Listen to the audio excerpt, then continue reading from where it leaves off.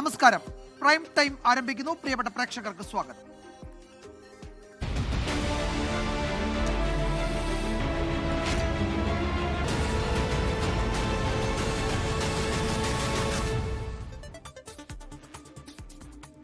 ഇപ്പോൾ വരുന്ന വളരെ പ്രധാനപ്പെട്ട ഒരു റിപ്പോർട്ടിലേക്കാണ് നമ്മൾ ആദ്യം കടക്കുന്നത്. ടെലിവിഷൻ റേറ്റിംഗുകളിൽ ജീവനക്കാരൻ കൃത്രിമം കാണിച്ചുവെന്ന 24 വാർത്തയിൽ ഇടപെട്ട് ബാർക്ക് ഇന്ത്യ.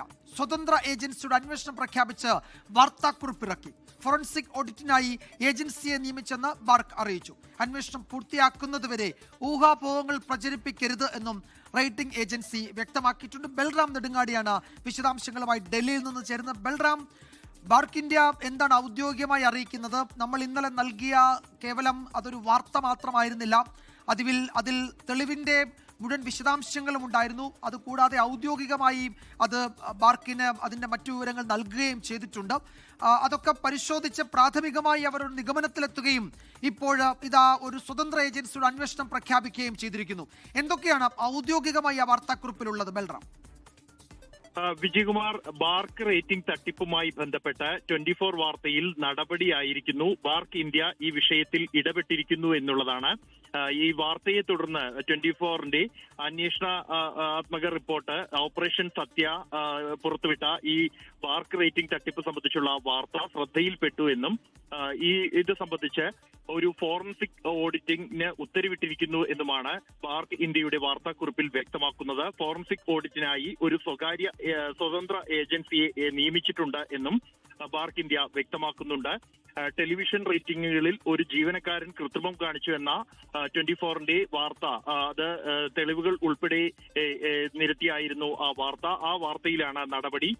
ഈ ഓഡിറ്റ് പൂർത്തിയാകുന്നതുവരെ ഊഹാപോഹങ്ങൾ ഒഴിവാക്കണം എന്നും ബാർക്ക് ഇന്ത്യയുടെ വാർത്താക്കുറിപ്പിൽ വ്യക്തമാക്കുന്നുണ്ട്. കൂടാതെ അടിയന്തരവും സുതാര്യതയോടെയും കൃത്യമായ ജാഗ്രതയോടെയും ഈ വിഷയം കൈകാര്യം ചെയ്യും എന്നുമാണ് ബാർക്ക് ഇന്ത്യയുടെ വാർത്താക്കുറിപ്പിൽ വ്യക്തമാക്കുന്നത്. ഇതിന്റെ അടിസ്ഥാനത്തിലാണ്, ഇതിനു വേണ്ടിയാണ് ഒരു പ്രശസ്തമായ സ്വതന്ത്ര ഏജൻസിയെ അന്വേഷണത്തിനായി നിയോഗിച്ചിരിക്കുന്നത് എന്നും ബാർക്ക് ഇന്ത്യ ഈ വാർത്താക്കുറിപ്പിൽ വ്യക്തമാക്കുന്നുണ്ട്. വിജയകുമാർ, യെസ്, അതിലേറ്റവും പ്രധാനപ്പെട്ട കാര്യം ഇതാണ്. അടിയന്തരമായും സുതാര്യതയോടെയും കൃത്യമായ ജാഗ്രതയോടെയും ഈ വിഷയം കൈകാര്യം ചെയ്യും എന്നാണ് ബാർക്ക് ഇന്ത്യ അവരുടെ ഔദ്യോഗിക വാർത്താക്കുറിപ്പിൽ അറിയിച്ചിരിക്കുന്നത്.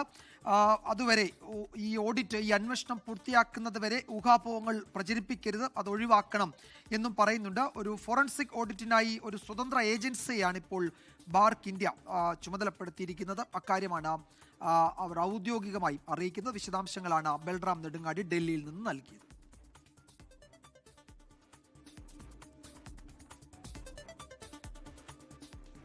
മറ്റ് പ്രധാന റിപ്പോർട്ടുകളിലേക്ക് നമ്മൾ കടക്കുകയാണ്. ലൈംഗിക പീഡന പരാതിയിൽ രാഹുൽ മാങ്കൂട്ടത്തിൽ MLA-ക്കെതിരെ FIR-ൽ ഗുരുതര പരാമർശങ്ങൾ. നഗ്നദൃശ്യം പകർത്തി അതിജീവിതയെ ഭീഷണിപ്പെടുത്തി തുടർച്ചയായി പീഡിപ്പിച്ചു. ഗർഭിണിയാണെന്നറിഞ്ഞിട്ടും പീഡനം തുടർന്നു. ഗർഭഛിദ്ര മരുന്ന് നിർബന്ധപൂർവ്വം നൽകി. മജിസ്ട്രേറ്റിന് മുൻപാകെ അതിജീവിത രഹസ്യമൊഴി നൽകി. രാഹുലിന്റെ സുഹൃത്ത് ജോബി ജോസഫ് കേസിൽ 2ാം പ്രതിയാണ്. അതിജീവിത അനുഭവിച്ച ക്രൂരപീഡനങ്ങൾ തീയതി ഉൾപ്പെടെ വിവരിച്ച് വ്യക്തമായിട്ടാണ് പോലീസ് FIR തയ്യാറാക്കിയത്. 2025 മാർച്ച് 4-ന് തൃക്കണ്ണാപുരത്തെ അതിജീവിതയുടെ ഫ്ളാറ്റിലെത്തിയ രാഹുൽ മാങ്കൂട്ടത്തിൽ ദേഹോപദ്രവം ഏൽപ്പിച്ച് ലൈംഗിക ബന്ധത്തിലേർപ്പെട്ടു. മാർച്ച് 17-ന് ഭീഷണിപ്പെടുത്തി അതിജീവിതയുടെ നഗ്ന ദൃശ്യങ്ങൾ പകർത്തി. ബന്ധം പുറത്തു പറഞ്ഞാൽ ജീവിതം നശിപ്പിക്കുമെന്ന് തുടർച്ചയായ ഭീഷണി. അതിജീവിത ഗർഭിണിയാണെന്നറിഞ്ഞിട്ടും നിരന്തര പീഡനം തുടർന്നു.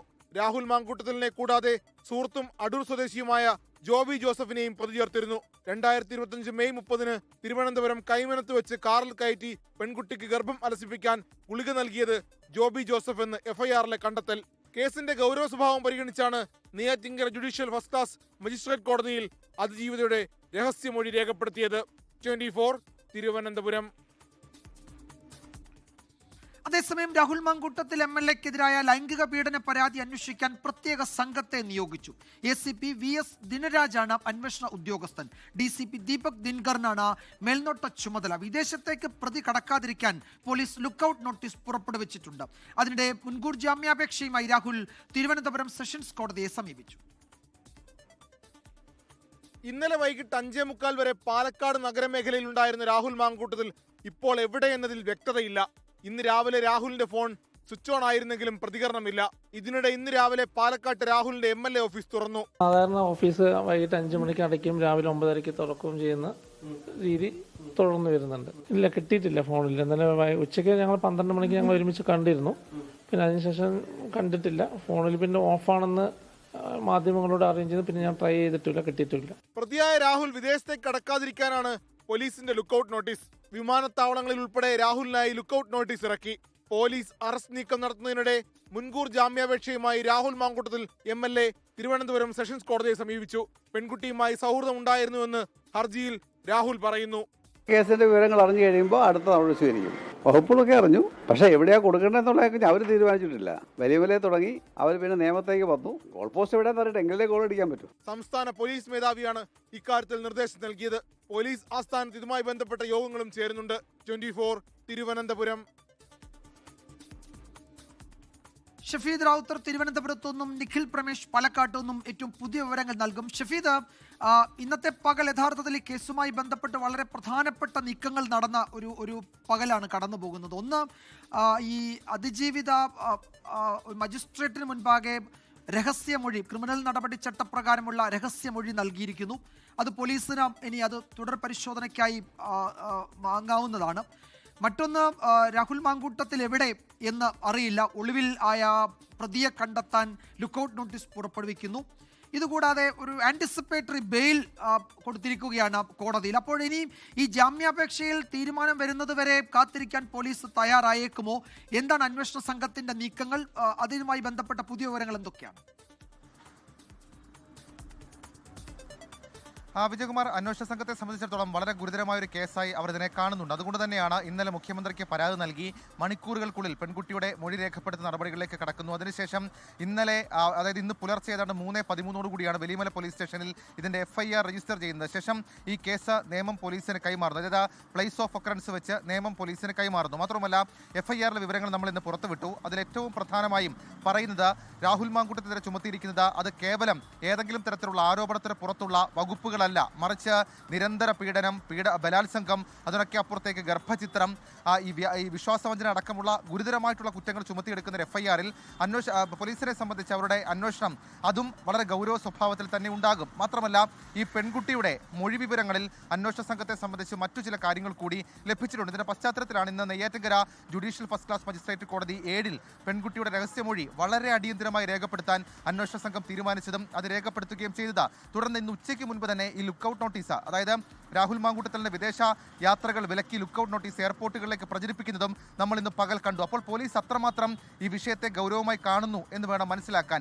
അതിനുശേഷം, അതായത് ഇന്ന് ഉച്ചയ്ക്ക് ശേഷം സംഭവിച്ച വളരെ പ്രധാനപ്പെട്ട കാര്യങ്ങൾ നമ്മൾ രാവിലെ മുതൽ പറയുന്നതായിരുന്നു. ഒരു പ്രത്യേക അന്വേഷണ സംഘം വരും. കാരണം ഈ മുഖ്യമന്ത്രിയെ കണ്ട സമയത്ത് പെൺകുട്ടിക്ക് മുഖ്യമന്ത്രി കൊടുത്ത ഉറപ്പായിരുന്നു സുതാര്യമായ അന്വേഷണം. അതിന്റെ ഭാഗമായിട്ടാണ് തിരുവനന്തപുരം നർക്കോട്ടിക് ഡിവിഷനിൽ ജോലി ചെയ്യുന്ന ACP VS ദിനരാജ്, വലിയ ട്രാക്ക് റെക്കോർഡുള്ള ഒരു ഉദ്യോഗസ്ഥനാണ്. മാത്രമല്ല, അദ്ദേഹം വളരെ പ്രമാദമായിട്ടുള്ള പല കേസുകളും അന്വേഷിച്ചിട്ടുണ്ട്. അദ്ദേഹമാണ് അന്വേഷണ ഉദ്യോഗസ്ഥൻ. കൂടാതെ തിരുവനന്തപുരം സിറ്റി DCP ആയിട്ടുള്ള ദീപക് ദിനകരൻ അതിന്റെ മേൽനോട്ട ചുമതലയും കൊടുക്കുന്നു എന്ന് പറയുമ്പോൾ ആ അന്വേഷണം FIR ഇടുന്നു. ഒരു പകൽ കഴിയും മുൻപ് ഒരു പ്രത്യേക ടീമിനെ രൂപീകരിക്കുന്നു. അവരതിന്റെ അന്വേഷണം ആരംഭിക്കുന്നു. ഇനി ഇക്കാര്യത്തിൽ ഈ രഹസ്യമൊഴി അടക്കമുള്ള കാര്യങ്ങൾ രേഖപ്പെടുത്തിയിട്ടുണ്ട്. ഇനി ഇതിൽ വേണ്ടത് ശാസ്ത്രീയ തെളിവ് ശേഖരണം അടക്കമുള്ള കാര്യങ്ങളും രാഹുൽ മാങ്കൂട്ടത്തലിന്റെ അറസ്റ്റും അതേപോലെ ചോദ്യം ചെയ്യലടക്കമുള്ള കാര്യങ്ങളാണ്. അതിലേക്ക് കടക്കാൻ തന്നെയാണ് നിലവിൽ ഇപ്പോൾ അന്വേഷണ സംഘം തീരുമാനിച്ചിട്ടുള്ള കാര്യം. അതിനിടയിൽ തിരുവനന്തപുരം സെഷൻസ് കോടതിയിൽ ഇന്ന് രാഹുൽ മാങ്കൂട്ടത്തിൽ മുൻകൂർ ജാമ്യാപേക്ഷ നൽകി. രാഷ്ട്രീയ പ്രേരിതമായിട്ടുള്ള കേസ് എന്നുള്ളതാണ് അദ്ദേഹത്തിന്റെ ആക്ഷേപം. മാത്രമല്ല, ഈ പെൺകുട്ടിയുമായി, അതായത് ഈ നമ്മൾ ഈ പറയുന്ന സോക്കോൾഡ് ഇര എന്ന് പറയപ്പെടുന്ന ആളുമായി തനിക്ക് ബന്ധമുണ്ടായിരുന്നു എന്നുള്ള കാര്യം ആ മുൻകൂർ ജാമ്യാപേക്ഷയിൽ രാഹുൽ മാങ്കൂട്ടത്തിൽ ഉറപ്പിക്കുന്നുണ്ട്, അല്ലെങ്കിൽ സ്ഥിരീകരിക്കുന്നുണ്ട്. പക്ഷേ അതിനപ്പുറത്തേക്ക് അദ്ദേഹം പറയുന്ന ഒരു മ്യൂച്വൽ കൺസെന്റിൽ, അതല്ലെങ്കിൽ പരസ്പര ധാരണ പ്രകാരമുള്ള ലൈംഗിക ബന്ധമാണ് നടന്നതെന്നുള്ള കാര്യം രാഹുൽ മാങ്കൂട്ടത്തിൽ MLA അവിടെ ഉറപ്പിക്കുന്നു എന്നുള്ളത് ഏറ്റവും പ്രധാനപ്പെട്ട കാര്യം. കാരണം ഇതിന്റെ ഈ സീരീസിൽ, വിവാദങ്ങളുടെ സീരീസിൽ ഏതെങ്കിലും ഘട്ടത്തിൽ ആ ശബ്ദരേഖ തൻ്റേതാണോ അല്ലയോ എന്ന് പറയാൻ രാഹുൽ മാങ്കൂട്ടത്തിൽ തയ്യാറായിരുന്നില്ല. എന്നാൽ ഇപ്പോൾ അതിലേക്ക് അദ്ദേഹം തയ്യാറായി എന്നുള്ളതാണ് ഏറ്റവും പ്രധാനപ്പെട്ട കാര്യം. ഇനി അന്വേഷണ സംഘത്തെ സംബന്ധിച്ചിടത്തോളം രാഹുൽ മാങ്കൂട്ടത്തിൽ അറസ്റ്റ് അടക്കമുള്ള കാര്യങ്ങൾ അവർ ലക്ഷ്യം വെക്കുന്നുണ്ട്. പക്ഷേ അതിന് ഈ മുൻകൂർ ജാമ്യാപേക്ഷ തേടിയ വേളയിൽ പക്ഷേ അതിനൊരു സാവകാശം ഉണ്ടാകും. പക്ഷേ എങ്കിൽ കൂടി ആ സമയത്ത് പരമാവധി തെളിവ് ശേഖരണം അന്വേഷണ സംഘം നടത്തും. മാത്രമല്ല, ഈ പ്രത്യേക സംഘമാണ് അവരെ സംബന്ധിച്ചിടത്തോളം ഇനി ഇക്കാര്യത്തിൽ അറസ്റ്റാണ് അടുത്ത നടപടി, അതിലേക്ക് അവർ കടക്കും എന്ന് തന്നെയാണ് സൂചന. രാഹുൽ മാങ്കൂട്ടത്തിൽ സംസ്ഥാനത്തിന് പുറത്തേക്ക് കടന്നതായും പോലീസ് ഇപ്പോൾ സ്ഥിരീകരിക്കുന്നുണ്ട്. വിജയകുമാർ. യെസ്, രാഹുൽ മാങ്കൂട്ടത്തിൽ കേരളം വിട്ടു, തമിഴ്നാട്ടിലേക്ക് മറ്റോ കടന്നു എന്ന് രാവിലെ തന്നെ സൂചനകൾ ഉണ്ടായിരുന്നു. പോലീസ് ഇപ്പോൾ അത് ഏറെക്കുറെ സ്ഥിരീകരിക്കുകയും ചെയ്യുന്നുണ്ട്. എന്താണ് പ്രതിയുടെ കോടതിയിൽ അല്ലെങ്കിൽ പ്രതിഭാഗം സ്വീകരിക്കാൻ പോകുന്ന പ്രതിരോധം എന്നതിൻ്റെ സൂചന? ഈ മുൻകൂർ ജാമ്യാപേക്ഷ പരിശോധിക്കുമ്പോൾ അതിൽ പലയിടത്തും കിടക്കുന്നുണ്ട്. അത് കോടതിയിൽ നിലനിൽക്കുമോ എന്നതൊക്കെ നിയമപരമായി പരിശോധിക്കേണ്ട വിഷയമാണ്. അതിലേക്ക് കോടതി കടക്കാൻ പോകുന്നതേ ഉള്ളൂ. ഒരു ജുഡീഷ്യൽ സ്ക്രൂട്ടണി പ്രാഥമികമായി നടക്കാൻ പോകുന്നതേ ഉള്ളൂ. ഉടൻ അത് ഉണ്ടാകും. നമ്മൾ പാലക്കാട്ടേക്കാണ് പോകുന്നത്. നിഖിൽ പ്രമേഷ് ഉണ്ട് പാലക്കാട്ട് നിന്ന് വിവരങ്ങൾ നൽകാൻ. നിഖിൽ, ഇന്ന് രാവിലെ പതിവ് പോലെ അല്പം വൈകിയാണെങ്കിലും MLA യുടെ ഓഫീസ് തുറന്നു. ജീവനക്കാർ അവിടെ ഉണ്ടായിരുന്നു. പക്ഷേ MLA എവിടെയാണെന്നറിയില്ല. ഫോൺ ഓഫാണ്. ഇടയ്ക്ക് എപ്പോഴോ ഓണായി എന്ന് പറയുന്നു, പക്ഷേ അറിയില്ല. ഒളിവിൽ നിൽക്കുകയാണ് MLA എന്ന് എല്ലാ തരത്തിലും പറയാം. എന്താണ് പാലക്കാട്ടെ സാഹചര്യം? അവിടേക്ക് പ്രതിഷേധമൊക്കെ ഇന്നും ഉണ്ടായിരുന്നു. അവിടുത്തെ കോൺഗ്രസ് നേതാക്കളോടൊക്കെ പ്രതികരണങ്ങളും ഈ പകൽ നമ്മൾ കണ്ടു. എന്താണ് പാലക്കാട്ട് MLA ഒളിവിൽ പോയ ശേഷമുള്ള അവിടുത്തെ സാഹചര്യം?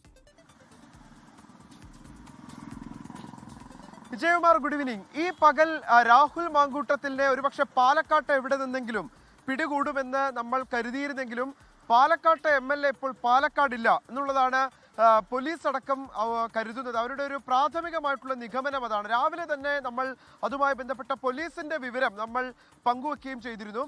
രാഹുൽ കോയമ്പത്തൂരിനടുത്ത് കർണാടകത്തിൽ നിന്നുള്ള ഒരു കോൺഗ്രസ് നേതാവിൻ്റെ ഒരു ഫാം ഹൗസ് ഉണ്ട്, അവിടെയാണ് ഉള്ളത് എന്നുള്ള വിവരം പോലീസിന് ലഭിച്ചിട്ടുണ്ട്.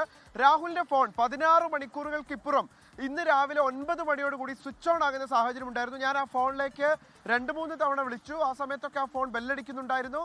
ആ സമയത്ത് കോൾ കട്ട് ചെയ്ത് വിടുകയായിരുന്നു. പക്ഷേ അത് പോലീസ് ആ ഫോൺ ട്രാക്ക് ചെയ്തപ്പോൾ തൃശ്ശൂരിനടുത്താണ്, അതായത് തൃശ്ശൂർ ജില്ലയിലാണ് ആ ഫോണിൻ്റെ റേഞ്ച് ഉണ്ടായിരുന്നത്. ആ ഫോൺ റേഞ്ച് പിടിക്കുന്നത് തൃശ്ശൂരിനടുത്ത് നിന്നാണ്. അപ്പോൾ സ്വാഭാവികമായിട്ടും തൃശ്ശൂരിലാണ് രാഹുൽ ഉണ്ടാകുക എന്ന് അന്വേഷണ സംഘം കരുതും. അതൊരു കൃത്യമായ പദ്ധതിയായിരുന്നു എന്നാണ് പോലീസ് മനസ്സിലാക്കുന്നത്. എന്തായാലും തൃശ്ശൂരിലും പാലക്കാടും രാഹുൽ ഇല്ല എന്ന് തന്നെയാണ് മനസ്സിലാക്കുന്നത്. രാഹുലിൻ്റെ 3 നമ്പറുകൾ ഇപ്പോൾ കയ്യിലില്ല. 2 സഹായികൾ ഓഫീസിലുണ്ട്. അവർ രാവിലെ 9 മണിയോടുകൂടി ഓഫീസിലെത്തി. ഓഫീസ് പ്രവർത്തനം നിർത്തേണ്ടതില്ല എന്നാണ് തങ്ങൾക്ക് ലഭിച്ചിട്ടുള്ള വിവരം. ഇന്നലെ വൈകുന്നേരം മുതൽ രാഹുലിനെ ബന്ധപ്പെടാൻ കഴിഞ്ഞിട്ടില്ല എന്നാണ് ഓഫീസിലെ സ്ഥിരം ജീവനക്കാർ പറയുന്നത്.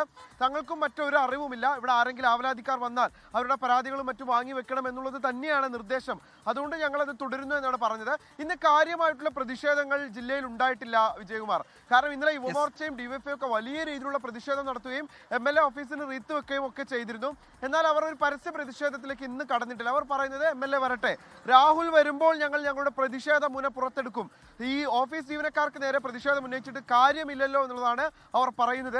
എന്തായാലും ഏതെങ്കിലും ഒരു ഘട്ടത്തിൽ രാഹുലിന് ഇവിടേക്ക് വരേണ്ടി വരികയാണെങ്കിൽ വലിയ രീതിയിലുള്ള പ്രതിഷേധം ഉയർത്തുമെന്ന് തന്നെയാണ് പറയുന്നത്. 2 സാധ്യതകളാണ് രാഹുൽ എവിടെ എന്നുള്ള ചോദ്യത്തിന്. 2 സാധ്യതകളാണ്. ഒന്ന്, ഇപ്പോൾ പോലീസ് പറയുന്നത് പോലെ തന്നെ കോയമ്പത്തൂരിലെ ഇത്തരത്തിലുള്ള ഈ കോൺഗ്രസ് നേതാവിൻ്റെ ഉടമസ്ഥതയിലുള്ള ഫാം ഹൗസിൽ, അതല്ലെങ്കിൽ ഒരുപക്ഷെ നിയമപരമായ കാര്യങ്ങൾ നീക്കുന്നതിന് വേണ്ടി കൊച്ചിയിലേക്ക് രാഹുൽ നീങ്ങിയിരിക്കാം എന്ന ചില 2 സാധ്യതകളാണ് മുന്നിലുള്ളത്. എന്തായാലും ഈ 2 സാധ്യതകൾക്ക് പുറകിലും അന്വേഷണ സംഘമുണ്ട്. രാഹുലിനെ പൂട്ടുമ്പോൾ അതൊരു കത്രിക പൂട്ടായിരിക്കണമെന്ന് അന്വേഷണ സംഘത്തെ സംബന്ധിച്ചിടത്തോളം നിർബന്ധമുണ്ട്. അതുകൊണ്ട് തന്നെ നിയമോപദേശം അടക്കം തേടിയ ശേഷമാണ് ഈ അറസ്റ്റ് നടപടികളിലേക്ക് അടക്കം പോലീസ് കടക്കാനിരിക്കുന്നത്. രാഹുലിന് ഒരു തരത്തിലും ജാമ്യം കിട്ടാതിരിക്കാനുള്ള തരത്തിലുള്ള മുന്നൊരുക്കങ്ങൾ അന്വേഷണ സംഘം നടത്തുന്നുണ്ട്.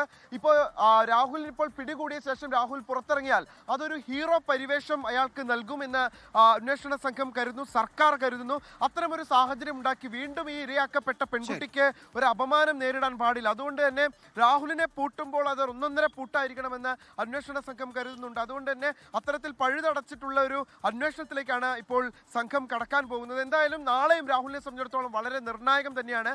രാഹുലിന്റെ ജാമ്യാപേക്ഷ, മുൻകൂർ ജാമ്യാപേക്ഷ കൂടി പരിഗണിക്കാനിരിക്കുന്ന സാഹചര്യത്തിൽ എന്തായിരിക്കും രാഹുലിന്റെ വിധി എന്ന് പാലക്കാട്ടുകാരും ഇപ്പോൾ വളരെ കൗതുകത്തോടു കൂടി ഉറ്റുനോക്കുകയാണ്. നമുക്കറിയാം രാഹുൽ ഇവിടെ പര്യടനത്തിൽ വന്ന സമയത്തൊക്കെ ഒരു വിഭാഗം കോൺഗ്രസ് പ്രവർത്തകരും നേതാക്കളും രാഹുലിന് പിന്തുണ നൽകുന്ന സാഹചര്യം ഉണ്ടായിരുന്നെങ്കിൽ ഇപ്പോൾ അവരിൽ പലരും പുറകോട്ട് പോകുന്നു. രാഹുലിനെ പിന്തുണച്ചതിൽ ഞങ്ങൾ ജനങ്ങളോട് മാപ്പ് പറയാൻ തയ്യാറാണ് എന്നാണ് ജില്ലയിലെ ഒരു യൂത്ത് കോൺഗ്രസ് നേതാവ് ഇന്ന് രാവിലെ എന്നോട് പറഞ്ഞത്. അങ്ങനെ പലർക്കും ഖേദമുണ്ട്. ഈ പെൺകുട്ടിയുടെ എവിടെ പരാതിക്കാരി, എവിടെ പരാതി എന്നതായിരുന്നു ഇത്രയും കാലം രാഹുലിനെ സംബന്ധിച്ചിടത്തോളം ഒരു പ്രതിരോധം. ആ പ്രതിരോധം പക്ഷേ ഇന്നലെ വൈകുന്നേരത്തോടു കൂടി പൊളിഞ്ഞു വീഴുകയായിരുന്നു. അതുകൊണ്ട് തന്നെ നിക്കക്കള്ളി ഇല്ലാത്ത തരത്തിലേക്ക് രാഹുൽ പോകുന്നു. പിന്തുണ പരസ്യം പരസ്യമായി പ്രഖ്യാപിക്കാൻ കഴിയാതെ വരുന്ന സാഹചര്യത്തിലേക്ക് കോൺഗ്രസ് മാറുന്നു. എന്നിരിക്കെയും നേതാക്കളുടെ പിന്തുണ ഇന്ന് രാഹുലിന് കിട്ടുന്ന സാഹചര്യമുണ്ട്. ഇതൊരു പൊളിറ്റിക്കൽ സ്റ്റണ്ടാണ്, തദ്ദേശ തെരഞ്ഞെടുപ്പ് മുന്നിൽ കണ്ടുള്ള രാഷ്ട്രീയ നീക്കം എന്നുള്ളതാണ് VK ശ്രീകണ്ഠനും DCC പ്രസിഡന്റ് A. തങ്കപ്പനും പറയാതെ പറഞ്ഞത്. വിജയകുമാർ. യെസ്, നിഖിൽ പ്രമേശാണ് വിവരങ്ങൾ നൽകിയത്. നിഖിൽ സൂചിപ്പിച്ചതുപോലെ ഒരു തെരഞ്ഞെടുപ്പ് കാലമാണ്. തെരഞ്ഞെടുപ്പിന്റെ ചുമതലയൊന്നുമില്ലെങ്കിലും തെരഞ്ഞെടുപ്പ് പ്രചാരണത്തിൽ രാഹുൽ മാങ്കൂട്ടത്തിൽ സജീവമായിരുന്നു. അങ്ങനെ പ്രചാരണം നയിച്ച ഒരു പകലിന്റെ അവസാനമാണ് ആ യുവതിയുടെ പരാതി മുഖ്യമന്ത്രിക്ക് കിട്ടി എന്ന വിവരം രാഹുൽ അറിയുന്നത്. അതോടെ MLA മുങ്ങി. ഇതുവരെ എവിടെയെന്നറിയില്ല. കേരളത്തിന് പുറത്തേക്ക് പോയി, തമിഴ്നാട്ടിലേക്ക് പോയി എന്ന സൂചനയുണ്ട്. അത് പോലീസ് ഏറെക്കുറെ സ്ഥിരീകരിക്കുന്നുണ്ട് കേരളത്തിലില്ല എന്നുള്ളത്. മുൻകൂർ ജാമ്യാപേക്ഷയിൽ തീരുമാനം വരുന്നത് വരെ ഒളിവിൽ തന്നെ നിൽക്കാനാണോ MLA ഉദ്ദേശിക്കുന്നത്? പോലീസ് അതിനു മുമ്പ് MLA അറസ്റ്റ് ചെയ്യുമോ? അത്തരം ചോദ്യങ്ങളൊക്കെ ഉയരുന്നുണ്ട്. അതിനൊക്കെ അന്വേഷണ സംഘം മറുപടി നൽകട്ടെ. പ്രത്യേക സംഘത്തെ നിയോഗിച്ചിട്ടുണ്ട്. ആ സംഘം അന്വേഷണം തുടരുകയാണ്. രാഷ്ട്രീയ വിവാദങ്ങളും ചർച്ചകളും അതിൻ്റെ ഭാഗമായി വളരുകയും ചെയ്യുന്നുണ്ട്. ഈ വിഷയത്തിൽ ഇന്ന് വളരെ സജീവമായ രാഷ്ട്രീയ പ്രതികരണങ്ങൾ ഈ പകൽ നമ്മൾ കണ്ടു.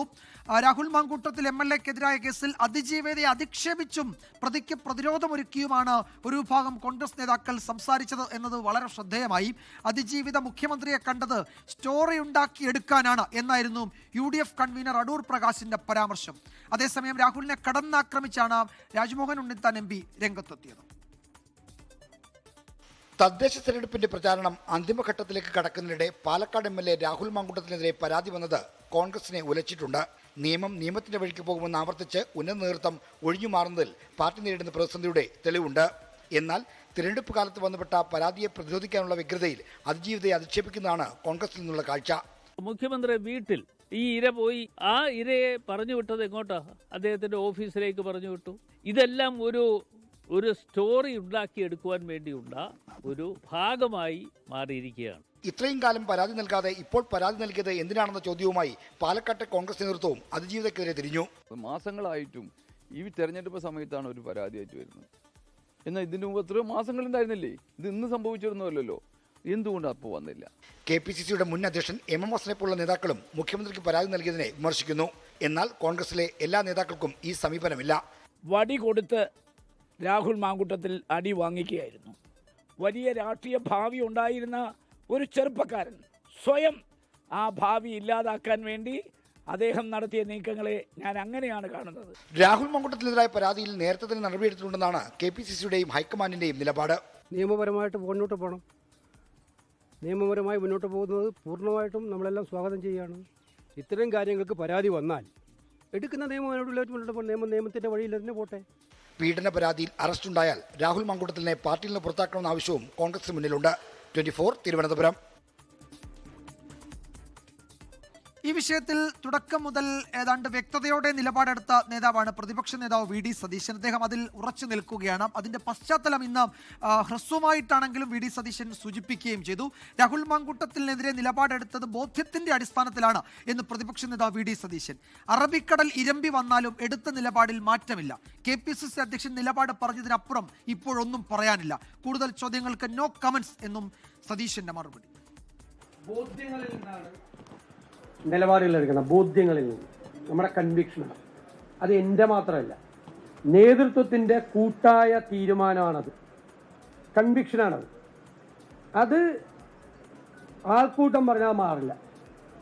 കേരളം മുഴുവൻ എരമ്പി വന്നാലും, ഞാൻ പറഞ്ഞു അറബിക്കടൽ പോലെ എരമ്പി വന്നാലും ബോധ്യങ്ങളിൽ നിന്നെടുത്ത തീരുമാനത്തിൽ മാറില്ല. അത് നിലപാടാണ്. യെസ്, ഇനി ഇന്നത്തെ മറ്റു ചില പ്രധാന റിപ്പോർട്ടുകളിലേക്ക് കൂടി നമ്മൾ കടക്കുകയാണ്. ഡിറ്റ്വ ചുഴലിക്കാറ്റ് ഞായറാഴ്ച കര തൊടാനിരിക്കെ തമിഴ്നാട്ടിലെ 4 ജില്ലകളിലും പുതുച്ചേരിയിലും അതീവ ജാഗ്രത. നാളെ റെഡ് അലേർട്ട് പ്രഖ്യാപിച്ചിരിക്കുകയാണ്. 3 ജില്ലകളിലെ മുഴുവൻ വിദ്യാഭ്യാസ സ്ഥാപനങ്ങൾക്കും അവധി നൽകി. രാമേശ്വരത്തേക്കുള്ള ട്രെയിനുകൾ മണ്ഡപത്ത് യാത്ര അവസാനിപ്പിച്ചു. ഓഖ എക്സ്പ്രസ് റദ്ദാക്കുകയും ചെയ്തു. ഏറ്റവും പുതിയ ദൃശ്യങ്ങളിലേക്ക് ആദ്യം.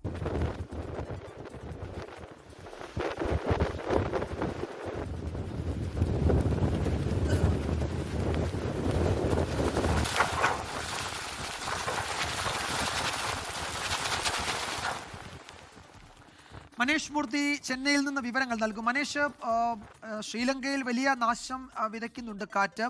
56 പേര് മരിച്ചു എന്നാണ് ഔദ്യോഗിക കണക്ക്. നിരവധി പേരെ കാണാനില്ല. ഇന്ത്യ അവിടേക്ക് നാവികസേനയുടെ രക്ഷാ ദൗത്യത്തിൻ്റെ ഭാഗമായി അവിടെ നാവികസേന എത്തിയിട്ടുണ്ട്, രക്ഷാപ്രവർത്തനത്തിൽ ഏർപ്പെടുന്നുണ്ട്. ഇനിയിപ്പോൾ തമിഴ്നാട് തീരത്തേക്ക് നീങ്ങുന്നു എന്നാണ് ഇതുവരെയുള്ള സൂചനകൾ. എന്തൊക്കെയാണ് മുന്നൊരുക്കങ്ങൾ? കൂടുതൽ വിവരങ്ങൾ എന്തൊക്കെയാണ് ചെന്നൈയിൽ നിന്ന് നൽകാൻ കഴിയുന്നത്?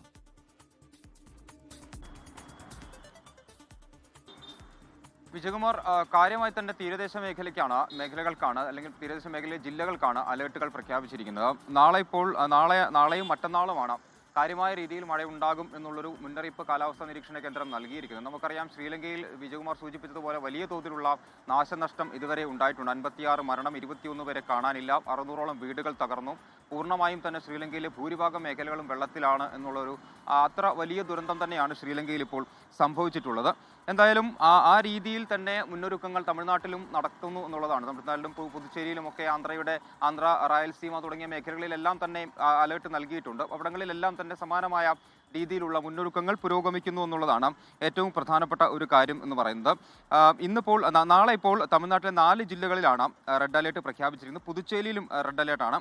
ചെന്നൈ ഉൾപ്പെടെയുള്ള 14 ജില്ലകളിൽ ഓറഞ്ച് അലേർട്ട് പ്രഖ്യാപിച്ചിട്ടുണ്ട്. അതായത് കടലൂർ മുതൽ ഇങ്ങ് ചെന്നൈ വരെയുള്ള തീരദേശ മേഖലയിലെ ജില്ലകളിലെല്ലാം തന്നെ അലേർട്ട് നൽകിയിട്ടുണ്ട്. അത് 4 ജില്ലകൾക്ക് റെഡ് അലേർട്ടാണ്. ബാക്കി 14 ജില്ലകൾക്ക് ഓറഞ്ച് അലേർട്ട് നൽകിയിരിക്കുന്നു. NDRFന്റെ 6 ജില്ലകളിലായി NDRFന്റെ സംഘങ്ങൾ ക്യാമ്പ് ചെയ്യുന്നുണ്ട്. ഭൂരിഭാഗം ജില്ലകളിലും SDRFന്റെ സംഘങ്ങൾ ക്യാമ്പ് ചെയ്യുന്നുണ്ട്. കൂടുതൽ NDRFനെ സേനയെ ഇവിടേക്ക് എത്തിക്കാനുള്ള ശ്രമങ്ങൾ സർക്കാർ നടത്തുന്നുണ്ട്. ഇന്നിപ്പോൾ സെക്രട്ടേറിയറ്റിലുള്ള വാർ റൂമിലെത്തി മുഖ്യമന്ത്രി MK സ്റ്റാലിൻ സ്ഥിതിഗതികൾ വിലയിരുത്തിയിരുന്നു. ഭയപ്പെടേണ്ട കാര്യമില്ല, കൃത്യമായ നിർദ്ദേശം എല്ലാവർക്കും നൽകിയിട്ടുണ്ട്. അതുകൊണ്ട് തന്നെ ഭയപ്പെടേണ്ട കാര്യമില്ല എന്നുള്ളത് MK സ്റ്റാലിൻ പറയുകയും ചെയ്തിരുന്നു. 30-ാം തീയതി പുലർച്ചെ തമിഴ്നാടിന്റെ വടക്കൻ തീരത്ത് ഈ കാറ്റ് കരതൊടും എന്നുള്ളതാണ് കാലാവസ്ഥാ നിരീക്ഷണ കേന്ദ്രം ഏറ്റവും ഒടുവിൽ പറയുന്നത്. 60 മുതൽ 80 കിലോമീറ്റർ വരെയായിരിക്കും വേഗം കാറ്റ് കരതൊടുമ്പോൾ എന്നുള്ളതാണ് ഇന്നിപ്പോൾ നൽകിയിട്ടുള്ള ഒരു അലേർട്ട് എന്ന് പറയുന്നത്. ആ രീതിയിൽ ഈ മേഖലകളിലെല്ലാം തന്നെ കൃത്യമായ അർത്ഥത്തിലുള്ള മുന്നൊരുക്കങ്ങൾ നടത്തി കഴിഞ്ഞു. താഴ്ന്ന പ്രദേശങ്ങളിലുള്ള ആളുകളോട് സുരക്ഷിത സ്ഥാനങ്ങളിലേക്ക് മാറി താമസിക്കാനുള്ള നിർദ്ദേശം നൽകിയിട്ടുണ്ട്. ആ രീതിയിൽ പൂർണ്ണമായും തന്നെ സജ്ജമാണ് തമിഴ്നാട് എന്നാണ് മുഖ്യമന്ത്രി ഉൾപ്പെടെയുള്ള ആളുകൾ പറയുന്നത്. ആ രീതിയിൽ മുന്നൊരുക്കങ്ങൾ പുരോഗമിക്കുന്നുണ്ട്. വിജയകുമാർ. മനേഷ് മൂർത്തിയാണ് വിവരങ്ങൾ നൽകിയത്. ഈ കാറ്റ് കേരളത്തെ ഏതെങ്കിലും തരത്തിൽ ബാധിക്കില്ല എന്നുള്ളതാണ് ഇതുവരെയുള്ള കാലാവസ്ഥാ റിപ്പോർട്ടുകളൊക്കെ വ്യക്തമാക്കുന്നത്. ചെറിയ മഴ ഉണ്ടാകും തെക്കൻ കേരളത്തിലും മധ്യ കേരളത്തിലും, അതിനപ്പുറത്തേക്ക് കാര്യമായ പ്രശ്നങ്ങൾ ഉണ്ടാകില്ല എന്ന വിവരമാണ് ഇതുവരെയും വരുന്നത്. അതിലെന്തെങ്കിലും മാറ്റമുണ്ടെങ്കിൽ കാലാവസ്ഥാ വകുപ്പ് അറിയിക്കുകയും. പാലക്കാട് ചെർപ്പുളശ്ശേരിയിൽ ഡിവൈഎസ്പി എ ഉമേഷിനെതിരെ ആരോപണം ഉന്നയിച്ച് CI ജീവനൊടുക്കിയ സംഭവത്തിൽ യുവതിയുടെ മൊഴി രേഖപ്പെടുത്തി. ആത്മഹത്യാക്കുറിപ്പിൽ പരാമർശിച്ചതുപോലെ ഡിവൈഎസ്പി എ ഉമേഷ് യുവതിയെ പീഡിപ്പിച്ചിരുന്നു എന്നാണ് മൊഴി. അനാശാസ്യത്തിന് അറസ്റ്റ് ചെയ്യപ്പെട്ട സ്ത്രീയെ പലവട്ടം ഡിവൈഎസ്പി പീഡിപ്പിച്ചിരുന്നു എന്നും ചെർപ്പുളശ്ശേരി CI ബിനു തോമസിന്റെ ആത്മഹത്യാക്കുറിപ്പിൽ പരാമർശമുണ്ടായിരുന്നു. ഐഷത്തുൽ ഷംനയാണ് വിവരങ്ങൾ നൽകാൻ ചേരുന്നത് പാലക്കാട്ട് നിന്ന്. ഷംന, ഇത് ആത്മഹത്യാക്കുറിപ്പിലെ പരാമർശങ്ങൾ സാധൂകരിക്കുന്ന മൊഴി ആ യുവതിയിൽ നിന്ന് ലഭിച്ച സാഹചര്യത്തിൽ ഇനി കേസെടുക്കുക എന്നതിലേക്ക് പോലീസിന് ഉറപ്പായും കടക്കേണ്ടി വരുമല്ലോ. ആ നിലയ്ക്കാണോ കാര്യങ്ങൾ നീങ്ങുന്നത്? വിജയകുമാർ, തീർച്ചയായും ഗുരുതര ആരോപണങ്ങളാണ് ബിനു തോമസിന്റെ ആത്മഹത്യാ കുറിപ്പിലുണ്ടായിരുന്നത്. ഈ മാസം 15-ാം തീയതിയായിരുന്നു ബിനു തോമസ് പോലീസ് ക്വാർട്ടേഴ്സിൽ മരിച്ച നിലയിൽ കാണപ്പെടുന്നത്. അന്ന് തന്നെ 32 പേജുള്ള ആത്മഹത്യാ കുറിപ്പാണ് പോലീസ് കണ്ടെത്തിയത്. പക്ഷേ അന്നൊന്നും അതിലെ വിവരങ്ങളൊന്നും പുറത്തുവിടാൻ പോലീസ് തയ്യാറായിരുന്നില്ല. പക്ഷെ പിന്നീട് ഇത് കോടതിയിൽ സമർപ്പിക്കുന്ന ഘട്ടത്തിലാണ് ഇതിലെ വിവരങ്ങൾ പുറത്തു വരുന്നത്. ഗുരുതര ആരോപണങ്ങൾ തന്നെയാണ് ഉന്നത ഉദ്യോഗസ്ഥർക്കെതിരെ ഉണ്ടായിരുന്നത്. ഇപ്പോഴത്തെ ഡിവൈഎസ്പി ഉമേഷ് അന്ന് ആലത്തൂരിൽ വെച്ച് 2014 രണ്ടുപേരും പാലക്കാട് സർവീസിൽ ഒരുമിച്ചുണ്ടായിരുന്നു. ആ കാലഘട്ടത്തിൽ അനാശാസ്യത്തിന് പിടിക്കപ്പെട്ട ഒരു യുവതിയെ അന്ന് വീട്ടിലാക്കി. അതിനുശേഷം ഉമേഷ് പീഡിപ്പിച്ചു എന്നതാണ്. പിന്നീട് അവരെ ഭീഷണിപ്പെടുത്തി, അതായത് മാധ്യമങ്ങളിൽ വാർത്ത വരാതിരിക്കണമെങ്കിൽ വഴങ്ങിത്തരണമെന്ന് ഭീഷണിപ്പെടുത്തിയായിരുന്നു പീഡിപ്പിച്ചത് എന്നതടക്കമുള്ള വിവരങ്ങളാണ് ഈ ബിനു തോമസിന്റെ ആത്മഹത്യാ കുറിപ്പിൽ ഉണ്ടായിരുന്നത്. ഇതിന്റെ അടിസ്ഥാനത്തിൽ തന്നെ ഇന്ന് ഈ ജില്ലാ പോലീസ് മേധാവി സംസ്ഥാന പോലീസ് മേധാവിക്ക് ഒരു റിപ്പോർട്ട് കൈമാറിയിരുന്നു. ഈ റിപ്പോർട്ടിലാണ് ഇപ്പോൾ യുവതിയുടെ മൊഴി രേഖപ്പെടുത്തിയ കാര്യവും ഒപ്പം തന്നെ ഈ മൊഴിയിലെ വിശദാംശങ്ങളും ഉള്ളത്. പക്ഷേ ഇത്തരം ഒരു കേസായതുകൊണ്ട്, ഒരു ഇരയുടെ മൊഴി ആയതുകൊണ്ട് തന്നെ അതിലെ പല വിവരങ്ങളും നമുക്ക് പുറത്തുവിടുന്നതിന് പല പരിമിതികളുമുണ്ട്. എങ്കിൽ പോലും ഈ ബിനു തോമസിന്റെ ആത്മഹത്യാ കുറിപ്പിൽ സൂചിപ്പിക്കുന്ന തരത്തിലുള്ള ഇത്തരം പീഡനം നടന്നു എന്നതടക്കമുള്ള വിവരങ്ങൾ ശരിവെക്കുന്നത് തന്നെയാണ് യുവതിയുടെ മൊഴി എന്നതാണ് ഏറ്റവും പ്രധാനപ്പെട്ട വിവരം. അത്തരത്തിൽ ഈ യുവതിയെ അന്ന് അനാശാസ്യത്തിന് ശേഷം അറസ്റ്റ് ചെയ്തതിനു ശേഷം പിന്നീട് വീട്ടിൽ കൊണ്ടുപോയി നിർബന്ധപൂർവ്വം വലിച്ചിഴച്ചു കൊണ്ടുപോയി പീഡിപ്പിച്ചു എന്ന തരത്തിലാണ് ഇപ്പോൾ യുവതി മൊഴി നൽകിയിരിക്കുന്നത്. പക്ഷേ കഴിഞ്ഞ ദിവസം അടക്കം നമ്മൾ ഉമേഷിന്റെ അടക്കം ഈ മൊഴി അല്ലെങ്കിൽ അത് ഈ കാര്യത്തിലുള്ള ഒരു പ്രതികരണം തേടിയിരുന്നു. അപ്പോഴൊക്കെ ഇത് താൻ അറിയാത്ത ഒരു വിഷയമാണ്, അല്ലെങ്കിൽ താൻ ഒരിക്കലും ഒരു തെറ്റ് അങ്ങനെ ചെയ്തിട്ടില്ല എന്നതായിരുന്നു ഉമേഷിന്റെ മറുപടി ഉണ്ടായിരുന്നത്. ഇനി ഈ ഘട്ടത്തിലൊക്കെ അന്വേഷണം നടക്കേണ്ടത് കൂടുതൽ ഊർജിതമായി തന്നെ അന്വേഷണം നടക്കേണ്ടതുണ്ട്. കാരണം പോലീസ് ഡിപ്പാർട്ട്മെന്റിലെ തന്നെ ഏറ്റവും ഉയർന്ന ഒരു ഉദ്യോഗസ്ഥനെതിരെയാണ് ഇത്തരം ഗുരുതര ആരോപണങ്ങൾ ഉയരുന്നത്. ഈ സാഹചര്യത്തിൽ തന്നെ അദ്ദേഹത്തിന്റെ കൂടി മൊഴി രേഖപ്പെടുത്തിയ ശേഷം മാത്രമേ തുടർ നടപടിയിലേക്ക് കടക്കാനാകൂ എന്നാണ് മനസ്സിലാക്കുന്നത്. എന്തായാലും അന്വേഷണം ഊർജിതമായി ഇനി മുന്നോട്ട് പോകും. എന്തായാലും അത് വളരെ പ്രധാനപ്പെട്ടത് തന്നെയാണ്. ഈ CI അദ്ദേഹത്തിന്റെ ആത്മഹത്യാക്കുറിപ്പിൽ പറഞ്ഞിരിക്കുന്ന കാര്യങ്ങൾ ശരിവെക്കുന്ന മൊഴിയാണ് അന്വേഷണ സംഘത്തിന് ലഭിച്ചിരിക്കുന്നത്. അപ്പോൾ ആ നിലയ്ക്ക് മുന്നോട്ട് പോകേണ്ടി വരും. അപ്പോൾ കേസ് എടുക്കുക, തുടർ നടപടിയിലേക്ക്, നിയമ നടപടിയിലേക്ക് പോകുക എന്നത് തന്നെയായിരിക്കും പോലീസിന്റെ മുന്നിലുള്ള വഴി എന്നാണ് ഞങ്ങളുടെ പാലക്കാട് ബ്യൂറോ റിപ്പോർട്ട് ചെയ്യുന്നത്. ഐഷത്തുൽ ഷംനയാണ് വിശദാംശങ്ങൾ നൽകിയത്. ഈ വിഷയത്തിൽ DYSP ഉമേഷിനെ സസ്പെൻഡ് ചെയ്ത് കൂടുതൽ അന്വേഷണം വേണം എന്നാണ് കോഴിക്കോട് DCC പ്രസിഡന്റ് പ്രവീൺ കുമാർ പറഞ്ഞത്. DYSPക്ക് എതിരെ നാളെ DGPക്ക് പരാതി നൽകും എന്നും പ്രവീൺ കുമാർ പറഞ്ഞു. ആ പ്രതികരണത്തിലേക്ക്. ആരോപണം ഉന്നയിച്ചത് രാഷ്ട്രീയ പാർട്ടിയല്ല, നിങ്ങൾ ആലോചിക്കണം, സ്വന്തം സഹപ്രവർത്തകനാണ്. ആ സഹപ്രവർത്തകന്റെ അതും ആത്മഹത്യക്കുറിപ്പിലാണ്. ആത്മഹത്യക്കുറിപ്പിൽ വന്നിരിക്കുന്ന കാര്യം ഏറെ ഗൗരവമുള്ളതല്ലേ? അതുകൊണ്ട് തന്നെ ഗൗരവത്തോടെടുത്ത് ഇദ്ദേഹത്തെ സസ്പെൻഡ് ചെയ്യണം. ഈ ആവശ്യം ഉന്നയിച്ചുകൊണ്ട് കോൺഗ്രസ് DGPക്ക് നാളെ പരാതി അയക്കുന്നുണ്ട്. ഇനിയും ശബരിമല വാർത്തകൾ. ശരണം Sannidhanam co-powered by Ramesh RG നല്ലെണ്ണ. ആർജിക്കാം നല്ലൊരു പ്രാർത്ഥനാശീലം. കളർ മങ്ങാത്ത വൃത്തി. ലേക്ക് role car shampoo. co-sponsored by BLM Kerala, Tamil Nadu, Pondicherry. Sabarimala സന്നിധാനത്ത് ചൊവ്വാഴ്ച മുതലാണ് കേരളീയ സദ്യ വിളമ്പുന്നത്. പ്രായോഗിക ബുദ്ധിമുട്ടുകൾ പരിഹരിച്ചു വരുന്നുവെന്ന് Thiruvithamkoor Devaswom board president K. Jayakumar പറഞ്ഞു. തിരക്ക് നിയന്ത്രിക്കാൻ ഹൈക്കോടതി നിർദ്ദേശങ്ങൾ കർശനമായി നടപ്പാക്കുന്നുണ്ട്.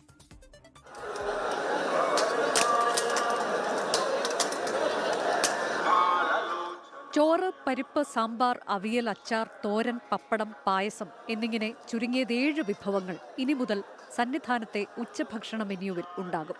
സദ്യയ്ക്കുള്ള പായസം ഓരോ ദിവസവും മാറി മാറി നൽകും. ഭക്ഷണം നൽകാൻ പ്രത്യേക പ്ലേറ്റുകൾ എത്തിക്കും. ദേവസ്വം ബോർഡ് പ്രസിഡന്റിന്റെ അധ്യക്ഷതയിൽ ചേർന്ന അവലോകന യോഗത്തിലാണ് തീരുമാനം. തിങ്കളാഴ്ച തൊട്ട് കൊടുക്കണമെന്നായിരുന്നു എൻ്റെ അഭിപ്രായം. പക്ഷേ അത് പ്രായോഗിക ബുദ്ധിമുട്ട് കാരണം ചൊവ്വാഴ്ച മുതൽ നമ്മുടെ സദ്യ കഴിക്കാം. ക്രമീകരണങ്ങളൊക്കെ ആയിട്ടുണ്ട്. കാരണം പാത്രം വാങ്ങണം. ഇലയിൽ സദ്യ വിളമ്പാൻ പ്രായോഗിക ബുദ്ധിമുട്ടുണ്ട്. എന്ന് വെച്ചാൽ ഇല കിട്ടുന്നത് മാത്രമല്ല, ഇല ഡിസ്പോസലാണ് പ്രശ്നം. ആനയെ ആകർഷിക്കുന്നവരെ പറയുന്നതിന് ഇത്ര ഇല ഇവിടെ വന്നത്. തിരക്ക് നിയന്ത്രിക്കാൻ ഹൈക്കോടതി നിർദ്ദേശങ്ങൾ കർശനമായി നടപ്പിലാക്കും. പോലീസിൻ്റെ നിയന്ത്രണത്തിൽ കുറച്ചുകൂടെ മാറ്റങ്ങൾ വരും. അത് ശ്രീജിത്തിന് അറിയാം. അതുകൊണ്ടാണ് ഇന്നലെ നമ്മൾ എരുമേലിയിലും അത് കുറച്ച് കർശനമായിട്ട് തന്നെ പറഞ്ഞത്. കാനനപാത വഴി അനധികൃത പാതകളിലൂടെ വരാൻ പാടില്ല. ഇന്നലെ 97,358 ഭക്തരാണ് സന്നിധാനത്ത് ദർശനം നടത്തിയത്. 1000-ന് മുകളിൽ തീർത്ഥാടകർ പ്രതിദിനം പുല്ലുമേട് വഴിയും ശബരിമലയിൽ എത്തുന്നുണ്ട്. 24 സന്നിധാനം. ഇന്ന് വൃശ്ചികം 12 സന്നിധാനത്ത് 12 വിളക്ക് ആയിരുന്നു. ഇന്ന് 8 മണിവരെ 90,000-ത്തിലധികം ഭക്തരാണ് അവിടെ ദർശനം നടത്തിയത്. MG പ്രതീഷാണ് സന്നിധാനത്ത് നിന്ന് വിവരങ്ങളുമായി ചേരുന്നത്. പ്രതീഷ്, ഈ നമ്മുടെ വൃശ്ചിക മാസത്തിലെ മണ്ഡലകാല തീർത്ഥാടനം തുടങ്ങിയ ശേഷമുള്ള ആദ്യത്തെ ഏറ്റവും പ്രധാനപ്പെട്ട ഒരു ദിവസമാണ് ഈ 12 വിളക്ക്. ആകെ ദീപപ്രഭയിലായിരിക്കുമല്ലോ സന്നിധാനം, അല്ലേ?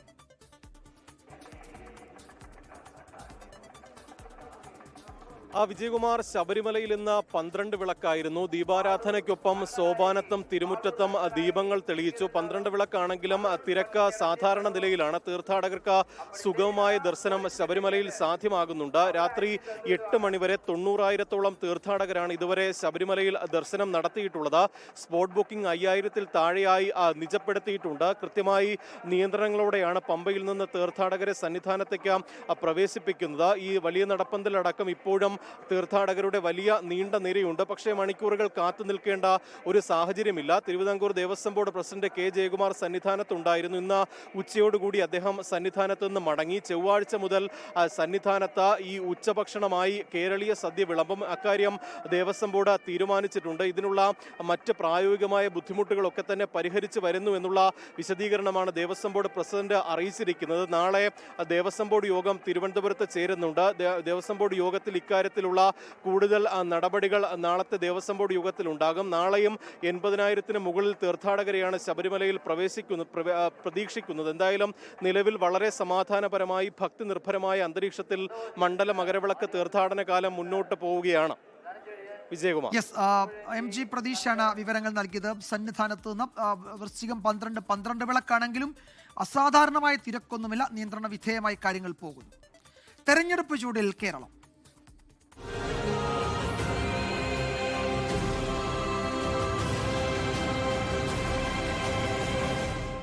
പഞ്ചായത്തിലോട്ട് കോ സ്പോൺസേഡ് ബൈ വോക്കറു ധരിക്കൂ, നടന്നുകൊണ്ടേയിരിക്കൂ. പത്തനംതിട്ട അടൂർ നഗരസഭ 1-ാം വാർഡിൽ ഒരു വീട്ടു നമ്പറിൽ 226 പേർക്ക് വോട്ടെന്ന ആരോപണം. തെരഞ്ഞെടുപ്പ് കമ്മീഷന് CPIM പരാതി നൽകി. വോട്ട് ചേർത്തിരിക്കുന്നത് പൊളിച്ചു മാറ്റിയ വീടിന്റെ പേരിലാണ് എന്നും നേതാക്കൾ പറഞ്ഞു. നഗരസഭ 1-ാം വാർഡിലെ വോട്ടർ പട്ടികയിൽ അടിമുടി ക്രമക്കേടെന്നാണ് CPIM ആക്ഷേപം. ഒരു വീട്ടു നമ്പറിൽ 226 പേർക്കാണ് വോട്ടർ പട്ടികയിൽ പേരുള്ളത്. വ്യത്യസ്ത മതത്തിൽപ്പെട്ടവരുടെ പേരുകളാണ് ഒരു വീട്ടു നമ്പറിൽ രേഖപ്പെടുത്തിയിരിക്കുന്നത്. 1-ാം വാർഡിലെ പൊളിച്ചുമാറ്റിയ വീടിന്റെ പേരിലാണ് വോട്ട് ചേർത്തതെന്നും വോട്ടർ പട്ടികയിൽ വ്യാപക ക്രമക്കേടെന്നും CPIM നേതാവ് PB ഹർഷകുമാർ. അടൂർ നഗരസഭയിലെ പുതുക്കിയ വോട്ടർ പട്ടിക 14-ാം തീയതിയാണ് ഇറങ്ങിയത്. ആ 14-ാം തീയതി പ്രസിദ്ധീകരിച്ച വോട്ടർ പട്ടിക പരിശോധിച്ചപ്പോൾ മുനിസിപ്പാലിറ്റിയിലെ 1-ാം വാർഡിൽ 1-ാമത്തെ വീട്ടു നമ്പറിൽ 226 വോട്ട്. വിവിധ ജാതി മതങ്ങളിൽപ്പെട്ടവർ, വ്യത്യസ്ത സംസ്ഥാനങ്ങളിലുള്ളവർ ഒക്കെ ഉൾപ്പെട്ടതാണ് ഈ 1-ാം നമ്പർ വീട്ടിലെ 1-ാം വാർഡിലെ 1-ാം നമ്പർ വീട്ടിലെ ഈ 226 വോട്ടർമാരും. വോട്ടർ പട്ടികയിൽ കഴിഞ്ഞ കുറെ നാളുകളായി നടത്തുന്ന തിരിമറിയുടെ ഭാഗമാണ് ഇത്. ഈ കഴിഞ്ഞ തെരഞ്ഞെടുപ്പിൽ ഇത് തന്നെയായിരുന്നു. കരട് വോട്ടർ പട്ടിക ഇറക്കിയപ്പോൾ തന്നെ ക്രമക്കേട് ചൂണ്ടിക്കാട്ടി തെരഞ്ഞെടുപ്പ് കമ്മീഷന് പരാതി നൽകിയിരുന്നതായും PB ഹർഷകുമാർ പറഞ്ഞു. എന്നാൽ അന്തിമ വോട്ടർ പട്ടികയിലും തെറ്റാവർത്തിച്ച സാഹചര്യത്തിൽ വീണ്ടും തെരഞ്ഞെടുപ്പ് കമ്മീഷനെ സമീപിക്കാനാണ് CPIM തീരുമാനം. 24 പത്തനംതിട്ട.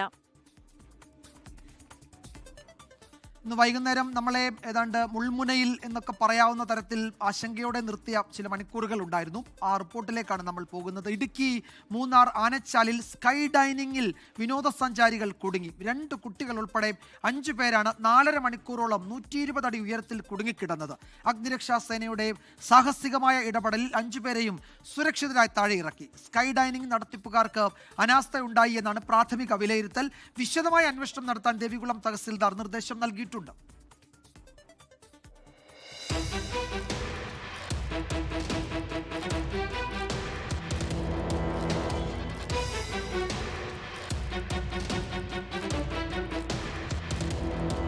ഉച്ചയ്ക്ക് 1 മണിക്കാണ് മഞ്ചേശ്വരം സ്വദേശികളായ മുഹമ്മദ് സഫ്വാൻ, ഭാര്യ തൗഫീന, 2ഉം 4ഉം വയസ്സുള്ള കുട്ടികൾ എന്നിവർ സ്കൈ ഡൈനിങ്ങിൽ കയറിയത്. തറയിൽ ഉറപ്പിച്ച ഹൈഡ്രോളിക് ക്രെയിൻ ഉയർത്തി അന്തരീക്ഷത്തിൽ നിർത്തുന്നതാണ് സ്കൈ ഡൈനിങ്. പതിവിലും കൂടുതൽ ക്രെയിൻ ഉയർത്തിയതോടെ റോപ്പുകൾ കുരുങ്ങി. നിശ്ചലമായ ക്രെയിൻ പ്രവർത്തിപ്പിക്കാൻ ശ്രമിച്ചെങ്കിലും സാധിച്ചില്ല. ജീവനക്കാരി ഉൾപ്പെടെ കുടുങ്ങിക്കിടക്കുന്ന 5 പേരെ രക്ഷപ്പെടുത്താൻ താഴെയുണ്ടായിരുന്നവർ ശ്രമിച്ചു. പിന്നീട് 1.5 മണിക്കൂറിന് ശേഷം ദേവികുളം സബ് കളക്ടറുടെ ഓഫീസിൽ നിന്നാണ് അഗ്നിരക്ഷാ സേനയെ വിവരമറിയിക്കുന്നത്. കുട്ടികളെ നമ്മൾ എടുത്തുകൊണ്ടുവന്നു. മറ്റുള്ളവരെ സേഫ്റ്റി ഹാർനസ് ഇട്ടിട്ട് ഓരോരുത്തരായിട്ട് ഇറക്കിക്കൊണ്ടിരാണ് ചെയ്തത്. ഈ പറഞ്ഞ മുകളിൽ അവർ എന്താ സുരക്ഷിതമായിട്ട് തന്നെയാണ് ഇരിക്കുന്നത്. ഒരു അപകടാവസ്ഥയെന്ന് കണക്കാക്കാൻ കഴിയില്ല. അതിനെ കാണുമ്പോൾ തന്നെ പേടിയാവും. ഇതിന്റെ മുകളിലേക്ക് എങ്ങനെയാണ് ഈ റോപ്പ് ഉപയോഗിച്ച് കയറിയത്? അത് നമ്മുടെ ട്രെയിനിങ്ങിന്റെ ഭാഗമല്ലേ, നമ്മുടെ പണിയല്ലേ.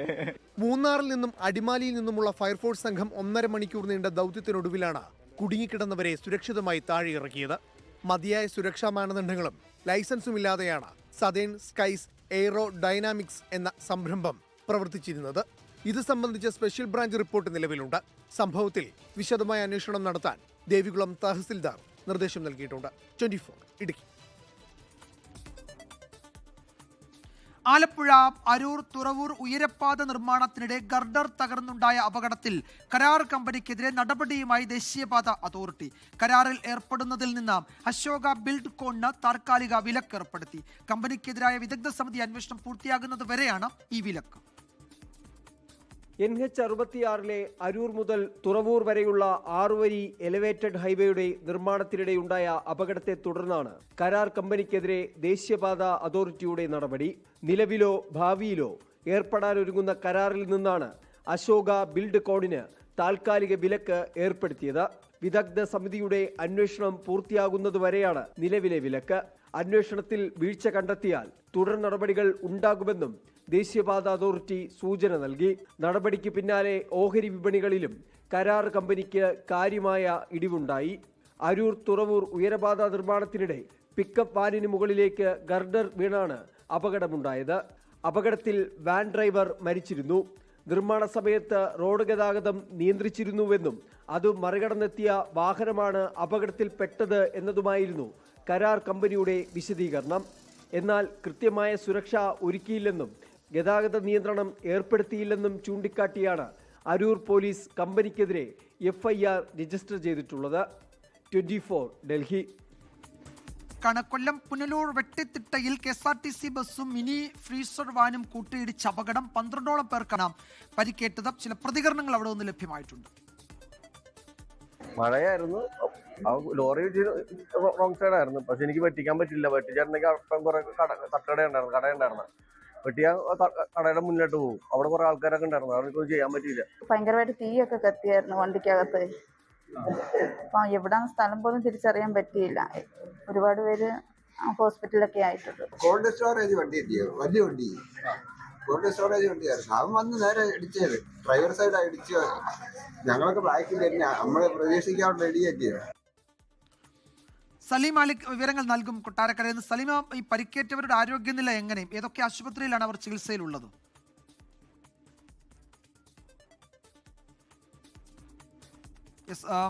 സലീം അല്പസമയത്തിനകം വിവരങ്ങൾ നൽകും. കൊല്ലം പുനലൂരിനടുത്താണ് ഈ KSRTC ബസ്സും മിനി ഫ്രീസർ വാനും കൂട്ടിയിടിച്ച് അപകടമുണ്ടായത്. 12-ലധികം യാത്രക്കാർക്ക് പരിക്കേറ്റിട്ടുണ്ട്. അതിൽ 2 പേരുടെ നിലയാണ് കുറച്ച് ഗൗരവമുള്ളത്. അവരെ മെഡിക്കൽ കോളേജിലേക്ക് മാറ്റിയിട്ടുണ്ട്. മറ്റു പലരും പ്രാഥമിക ചികിത്സയ്ക്ക് ശേഷം അവരവരുടെ വീടുകളിലേക്ക് മടങ്ങുകയും ചെയ്തു. മഴയുണ്ടായിരുന്നു. ആ സമയത്താണ് ഈ അപകടം ഉണ്ടായത് എന്നാണ് നേരത്തെ വാഹനത്തിന്റെ ഡ്രൈവർ പറഞ്ഞത്. സലീം മാലിക് ചേരുന്നുണ്ട്. സലീം, കേൾക്കാമെങ്കിൽ ഈ പരിക്കേറ്റവരുടെ ആരോഗ്യനില എങ്ങനെ, ഏതൊക്കെ ആശുപത്രിയിലാണ് അവർ ചികിത്സയിലുള്ളത്? വിജയകുമാർ, 12 പേർക്കാണ് പരിക്കേറ്റിരിക്കുന്നത്. അതിൽ 2 പേർക്ക് ഒരല്പം പ്രശ്നമുണ്ട് എന്നതിനപ്പുറത്തേക്ക് മറ്റുള്ളവർക്ക് ഗുരുതരമായ പരിക്കുകൾ ഇല്ല എന്നാണ് മനസ്സിലാക്കുന്നത്. അതിൽ തന്നെ ഈ 2 പേരുടെ പരിക്കും ഈ ഒരു പരിധിക്കപ്പുറത്തേക്ക് ഗുരുതരമല്ല എന്നുള്ളതാണ് ആശ്വാസകരം. 2 പേരെ ഇപ്പോൾ തിരുവനന്തപുരം മെഡിക്കൽ കോളേജ് ആശുപത്രിയിലാണ് പ്രവേശിപ്പിച്ചിരിക്കുന്നത്. ബാക്കി 10 പേരെ പുനലൂർ താലൂക്ക് ആശുപത്രിയിലും പ്രവേശിപ്പിച്ചിട്ടുണ്ട്. ഈ സമയത്ത്, ഈ അപകടം നടക്കുന്ന സമയത്തൊരു JCB അതിന് മുൻപിലൂടെ പോകുന്നുണ്ടായിരുന്നു. ഈ കണ്ടെയ്നറിന് മുൻപിലൂടെ കൊണ്ടുപോകുന്നുണ്ടായിരുന്നു. മത്സ്യം കൊണ്ടുപോകാൻ ഉപയോഗിക്കുന്ന ഫ്രീസർ കണ്ടെയ്നർ അടങ്ങിയ വാഹനമാണ് ആ വാഹനം. അത് ഈ JCB ഓവർടേക്ക് ചെയ്യുന്നതിനിടയിലാണ് അപകടമുണ്ടായത്. അതിനിടയിൽ ഈ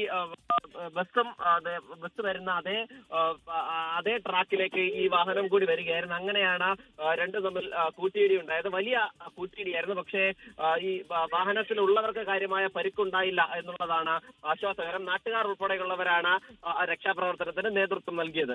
കർണാടകയിലെ അധികാര കൈമാറ്റ തർക്കത്തിനിടെ മുഖ്യമന്ത്രി സിദ്ധരാമയ്യ DK ശിവകുമാർ ചർച്ച നാളെ രാവിലെ 9 മണിക്ക് മുഖ്യമന്ത്രിയുടെ വസതിയിലാണ് കൂടിക്കാഴ്ച. ಹೈಕಮಾಂಡ್ನವರು ನನ್ನ ಸ್ಟ್ಯಾಂಡ್ನಲ್ಲಿ ಏನು ಬದಲಾವಣೆ ಇಲ್ಲ. ಹೈಕಮಾಂಡ್ನವರು ಏನು ಹೇಳ್ತಾರೆ ಅದ್ರ ಪ್ರಕಾರ ನಾನು ಕೇಳ್ತೀನಿ ಅಂತ ಹೇಳಿದ್ದೀನಿ. ಸೊ ಈಗಲೂ ಅದನ್ನೇ ಹೇಳ್ತೀನಿ, ನಾಳೆನೂ ಅದನ್ನೇ ಹೇಳ್ತೀನಿ. ನಾವಿಬ್ಬರು ಕೂಡ ಅವರು ಹೇಳ್ತೀವಿ, ಅವರು ಅನೇಕ ಸಾರಿ ಹೇಳಿದ್ದಾರೆ ಹೈಕಮಾಂಡ್ನವ್ರು ಹೇಳ್ದಾಗ ಕೇಳ್ತೀವಿ ಅಂತ. ನಾವು ಅನೇಕ ಸಾರಿ ಹೇಳಿದ್ದೀವಿ ಹೈಕಮಾಂಡ್ನವ್ರು ಹೇಳ್ದಾಗ ಕೇಳ್ತೀವಿ ಅಂತ. മനേഷ് മൂർത്തി വിവരങ്ങൾ നൽകും. മനേഷ്, ഈ സിദ്ധരാമയ്യയുടെ പ്രതികരണത്തിൽ നിന്ന് ഒരു കാര്യം വ്യക്തമാണ്, ഹൈക്കമാൻഡാണ് തീരുമാനങ്ങളൊക്കെ എടുക്കുന്നത്. നാളെ ഈ കൂടിക്കാഴ്ച പ്രശ്നങ്ങൾ പറഞ്ഞു തീർക്കാനാണെന്ന് തോന്നുന്നു. പക്ഷേ സിദ്ധരാമയ്യയുടെ മുഖത്ത് വലിയ ആത്മവിശ്വാസവും സന്തോഷവുമുണ്ട്. അദ്ദേഹത്തിന്റെ കസേര സുരക്ഷിതമാണ് എന്ന് അദ്ദേഹത്തിന് ഉറപ്പ് കിട്ടി എന്ന് തോന്നുന്നു ഹൈക്കമാൻഡിൽ നിന്നല്ലേ?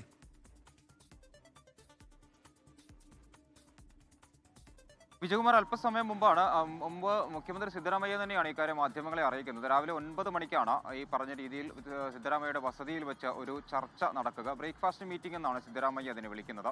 എന്തായാലും ഉപമുഖ്യമന്ത്രി DK ശിവകുമാറും അവിടെ എത്തും. ഏറ്റവും പ്രധാനമായി തന്നെ ഇന്നിപ്പോൾ സിദ്ധരാമയ്യ പറഞ്ഞൊരു കാര്യമെന്ന് പറയുന്നത് തീരുമാനം തൻ്റേതാണെങ്കിലും തനിക്കും നിലപാടുകളുണ്ടാകും, DK ശിവകുമാറിനും നിലപാടുകളുണ്ടാകും. പക്ഷേ ഒരു കാര്യത്തിൽ തീരുമാനം എടുക്കേണ്ടത് ഹൈക്കമാൻഡാണ് എന്നുള്ളതാണ് അദ്ദേഹം പറഞ്ഞത്. അപ്പോൾ വിജയകുമാർ നേരത്തെ സൂചിപ്പിച്ചതുപോലെ ആ രീതിയിലുള്ള ഒരു ഉറപ്പ് അത് സിദ്ധരാമയ്യയുടെ ബോഡി ലാംഗ്വേജിൽ നിന്ന് നമുക്കത് മനസ്സിലാക്കാൻ കഴിയുന്നു. അദ്ദേഹം വളരെ സന്തോഷവാനാണ് ഇന്ന്. അപ്പോൾ അതിൻ്റെ അടിസ്ഥാനത്തിൽ കൂടിയാണ് നാളെ ഒരു യോഗം നടക്കുന്നതെന്നതാണ് നമുക്ക് മനസ്സിലാക്കാൻ സാധിക്കുന്നത്. കാരണം വളരെ അടുത്ത ദിവസം തന്നെ രണ്ടുപേരോടും ഡൽഹിയിലേക്ക് വരാൻ ഹൈക്കമാൻഡ് ആവശ്യപ്പെട്ടിട്ടുണ്ട്. അവിടെ വെച്ച് ചർച്ചകൾ ഉണ്ടാകും, അല്ലെങ്കിൽ അതിനു മുമ്പ് ഒരു നീക്കുപോക്ക് ഉണ്ടാക്കുക എന്ന രീതിയിലുള്ള ഹൈക്കമാൻഡിൻ്റെ ഇടപെടലാണ് ഇത് എന്ന് നമുക്ക് മനസ്സിലാക്കുന്നു.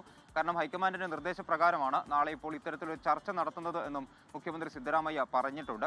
കഴിഞ്ഞ കുറച്ച് ദിവസങ്ങളായി നമുക്കറിയാം കർണാടകയിൽ മുഖ്യമന്ത്രി പദത്തെ ചൊല്ലിയുള്ള വലിയ തർക്കങ്ങൾ നിലനിൽക്കുന്നുണ്ട്. അങ്ങോട്ടും ഇങ്ങോട്ടുമൊക്കെ സിദ്ധരാമയ്യമാണെങ്കിലും DK ശിവകുമാർ ആണെങ്കിലും നേരിട്ടല്ലാതെയുള്ള യുദ്ധങ്ങൾ സമൂഹ മാധ്യമങ്ങളിലൂടെ ഒക്കെ നടക്കുന്നുണ്ട്.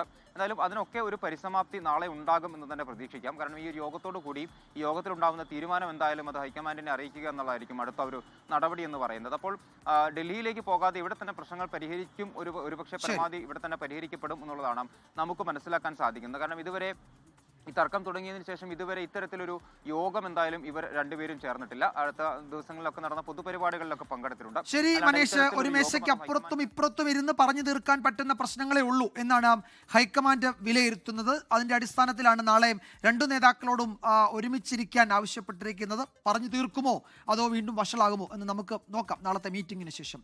മനീഷ് മൂർത്തിയാണ് വിവരങ്ങൾ നൽകിയത്. ഇനി നോക്കാം news express. 24 impact television rating അട്ടിമറിക്കാൻ ഇടപെടൽ നടന്നുവെന്ന 24 വാർത്തയിൽ ഇടപെട്ട് ബാർക്ക് ഇന്ത്യ ഫോറൻസിക് ഓഡിറ്റിംഗിന് ഉത്തരവിട്ട് വാർത്താക്കുറിപ്പിറക്കി. അന്വേഷണം പൂർത്തിയാകുന്നതുവരെ ഊഹാപോഹങ്ങൾ ഒഴിവാക്കണമെന്നും നിർദ്ദേശം. ബാർക്ക് ഇന്ത്യയുടെ നടപടി റേറ്റിംഗ് ക്രമക്കേട് നടത്താൻ ജീവനക്കാരൻ കൃത്രിമം കാണിച്ചുവെന്ന 24ന്റെ വെളിപ്പെടുത്തലിൽ. ലൈംഗിക പീഡന പരാതിയിൽ രാഹുൽ മാങ്കൂട്ടത്തിൽ MLA-ക്കെതിരെ FIR-ൽ ഗുരുതര പരാമർശങ്ങൾ. നഗ്നദൃശ്യം പകർത്തി അതിജീവിതയെ ഭീഷണിപ്പെടുത്തി തുടർച്ചയായി പീഡിപ്പിച്ചു. ഗർഭിണിയാണെന്ന് അറിഞ്ഞിട്ടും പീഡനം തുടർന്നു. ഗർഭഛിദ്ര മരുന്ന് നിർബന്ധപൂർവ്വം നൽകി. മജിസ്ട്രേറ്റ് മുൻപാകെ രഹസ്യമൊഴി നൽകിയ അതിജീവിത. രാഹുലിന്റെ സുഹൃത്ത് ജോബി ജോസഫ് കേസിൽ 2ാം പ്രതി. ഒളിവിലുള്ള MLA-ക്കെതിരെ ലുക്കൌട്ട് നോട്ടീസ് പുറപ്പെടുവിച്ചു പോലീസ്. കേസ് അന്വേഷണത്തിന് പുതിയ സംഘം. ACP VS ദിൻരാജ് അന്വേഷണ ഉദ്യോഗസ്ഥനായ സംഘത്തിൽ DCP ദീപക് ദിൻകറിന് മേൽനോട്ട ചുമതല. പോലീസ് കേസെടുത്തതിന് പിന്നാലെ മുൻകൂർ ജാമ്യാപേക്ഷയുമായി രാഹുൽ മാങ്കൂട്ടത്തിൽ. പരസ്പര സമ്മതത്തോടെയുള്ള ബന്ധമെന്നും ഗർഭഛിദ്ര മരുന്ന് പരാതിക്കാരി സ്വയം കഴിച്ചതെന്നും വാദം. ജാമ്യാപേക്ഷ നൽകിയത് തിരുവനന്തപുരം ജില്ലാ സെഷൻസ് കോടതിയിൽ. ജാമ്യഹർജി തിങ്കളാഴ്ച പരിഗണിക്കും. MLA കേരളം വിട്ടതായി സൂചന. പാലക്കാട്ടെ ഓഫീസിൽ ജീവനക്കാരെത്തി. അടൂരിലെ വീടിന് മുന്നിലും സുരക്ഷ. രാഹുൽ മാങ്കൂട്ടത്തിനെതിരെ പരാതി നൽകിയ അതിജീവിതയെ അധിക്ഷേപിച്ച് കോൺഗ്രസ് നേതാക്കൾ. മുഖ്യമന്ത്രിയെ സംബന്ധിച്ചിടത്തോളം മുഖ്യമന്ത്രി വീട്ടിൽ ഈ ഇര പോയി ആ ഇരയെ പറഞ്ഞു വിട്ടത് എങ്ങോട്ടാ? അദ്ദേഹത്തിൻ്റെ ഓഫീസിലേക്ക് പറഞ്ഞു വിട്ടു. ഇതെല്ലാം ഒരു സ്റ്റോറി ഉണ്ടാക്കിയെടുക്കുവാൻ വേണ്ടിയുള്ള ഒരു ഭാഗമായി മാറിയിരിക്കുകയാണ്. ഈ തെരഞ്ഞെടുപ്പ് സമയത്താണ് ഒരു പരാതിയായിട്ട് വരുന്നത്. എന്നാൽ ഇതിനു മുമ്പ് എത്രയോ മാസങ്ങളുണ്ടായിരുന്നില്ലേ? ഇത് ഇന്ന് സംഭവിച്ചിരുന്നല്ലോ. എന്തുകൊണ്ടാണ് അപ്പോൾ വന്നില്ല? അവിടെയാണ് എനിക്ക് സംശയമുള്ളൂ. ഈ ചെയ്യുന്നതൊക്കെ 4-5 മാസങ്ങൾക്ക് മുമ്പേ ചെയ്യാമായിരുന്നല്ലോ. ഉണ്ടെങ്കിൽ ഈ പോലീസ് പ്രത്യേകമായിട്ട് കേരള ഗവൺമെൻറ് അന്വേഷണ സമിതി ഒരു കമ്മിറ്റി ഇത് വെച്ചിട്ടുണ്ടായിരുന്നല്ലോ. എന്തുകൊണ്ട് മൊഴി കൊടുത്തില്ല ഇത്ര കാലം വരെ? പരാതി നൽകാൻ വൈകിയത് ചോദ്യം ചെയ്ത് UDF കൺവീനറും പാലക്കാട് DCC പ്രസിഡന്റും. രാഹുലിനെതിരായ നിലപാട് ബോധ്യത്തിന്റെ അടിസ്ഥാനത്തിലെന്ന് പ്രതിപക്ഷ നേതാവ് VD സതീശൻ. നേതൃത്വത്തിന്റെ കൂട്ടായ തീരുമാനമാണത്, കൺവിക്ഷനാണത്. അത് ആൾക്കൂട്ടം പറഞ്ഞാൽ മാറില്ല. കേരളം മുഴുവൻ എരമ്പി വന്നാലും, ഞാൻ പറഞ്ഞു അറബിക്കടൽ പോലെ എരമ്പി വന്നാലും ബോധ്യങ്ങളിൽ നിന്നെടുത്ത തീരുമാനത്തിൽ മാറില്ല. അത് നിലപാടാണ്. നിയമം നിയമത്തിന്റെ വഴിക്ക് പോകുമെന്ന് KPCC അധ്യക്ഷൻ. കൂട്ടത്തിൽ അടി വാങ്ങിക്കുകയായിരുന്നു. അദ്ദേഹം ചെയ്ത തെറ്റിനെ കോൺഗ്രസ് പാർട്ടിക്ക് ഒരിക്കലും ന്യായീകരിക്കാനാവില്ല. രാഹുലിനെ കടന്നാക്രമിച്ച് രാജ്മോഹൻ ഉണ്ണിത്താൻ. രാഹുൽ മാങ്കൂട്ടത്തിൽ MLA സ്ഥാനം രാജിവെക്കണമെന്ന് CPM-ഉം BJP-യും. രാഹുലിനെ സംരക്ഷിക്കുന്നത് കോൺഗ്രസ് എന്ന് മന്ത്രി വി ശിവൻകുട്ടി. ആകെ കക്ഷി രാഷ്ട്രീയത്തിന് അതീതമായി ഈ സംഭവത്തെ ശക്തമായി എതിർത്തെങ്കിൽ പോലും കോൺഗ്രസ് നേതൃത്വം ഇപ്പോഴും എല്ലാവിധ പിന്തുണയും പ്രത്യക്ഷമായും പരോക്ഷമായും കൊടുക്കുകയാണ്. അന്തസ്സുണ്ടെങ്കിൽ മാന്യതയുണ്ടെങ്കിൽ ഇത് രണ്ടും അയാൾക്കില്ലെന്നറിയാം, എങ്കിൽ പോലും അയാൾ രാജിവെക്കേണ്ടതാണ്. തെളിവ് നശിപ്പിക്കാൻ വലിയ ഗൂഢാലോചന നടന്നെന്ന് കെ സുരേന്ദ്രൻ. അവരുടെ പക്കലുള്ള വിവിധങ്ങളായിട്ടുള്ള തെളിവുകൾ നശിപ്പിക്കാൻ പ്രതിക്കും അദ്ദേഹത്തിൻ്റെ കൂട്ടാളികൾക്കും അതുവഴി സാധിക്കും. ഇന്നലെ തന്നെ പ്രതിയെ അറസ്റ്റ് ചെയ്യാമായിരുന്നു. പക്ഷേ പോലീസ് വലിയ അമാന്തമാണ് കാണിച്ചത്. രക്ഷപ്പെടാൻ പഴുതുകൾ ഒരുക്കുകയാണോ എന്നുള്ള സംശയം ബലപ്പെടുകയാണ്. അതിജീവിത പരാതി നൽകാൻ വൈകിയെന്ന പരാമർശം തിരുത്തി BJP നേതാവ് ആർ ശ്രീലേഖ. ഇടുക്കി ആനച്ചാലിൽ സ്കൈ ഡൈനിങ്ങിൽ കുടുങ്ങിയ വിനോദസഞ്ചാരികളെ രക്ഷപ്പെടുത്തി. 120 അടിയിലേറെ ഉയരത്തിൽ 2 കുഞ്ഞുങ്ങളടക്കം 5 പേർ കുടുങ്ങിക്കിടന്നത് 2.5 മണിക്കൂർ. സാഹസിക ഇടപെടലിലൂടെ വിനോദസഞ്ചാരികളെ താഴെ ഇറക്കി ഫയർഫോഴ്സ് സംഘം. നമ്മൾ എടുത്തുകൊണ്ടുവന്നു. മറ്റുള്ളവരെ സേഫ്റ്റി ഹാർനസ് ഇട്ടിട്ട് ഓരോരുത്തരായിട്ട് ഇറക്കിക്കൊണ്ടിരാണ് ചെയ്തത്. ഈ പറഞ്ഞ മുകളിൽ അവർ സുരക്ഷിതമായിട്ട് തന്നെയാണ് ഇരിക്കുന്നത്. ഒരു അപകടാവസ്ഥയെന്ന് കണക്കാക്കാൻ കഴിയില്ല അതിനെ. കാണുമ്പോൾ തന്നെ പേടിയാവും. ഇതിന്റെ മുകളിലേക്ക് എങ്ങനെയാണ് ഈ റോപ്പ് ഉപയോഗിച്ച് കയറിയത്? അത് നമ്മുടെ ട്രെയിനിങ്ങിന്റെ ഭാഗമല്ലേ, നമ്മുടെ പണിയല്ലേ.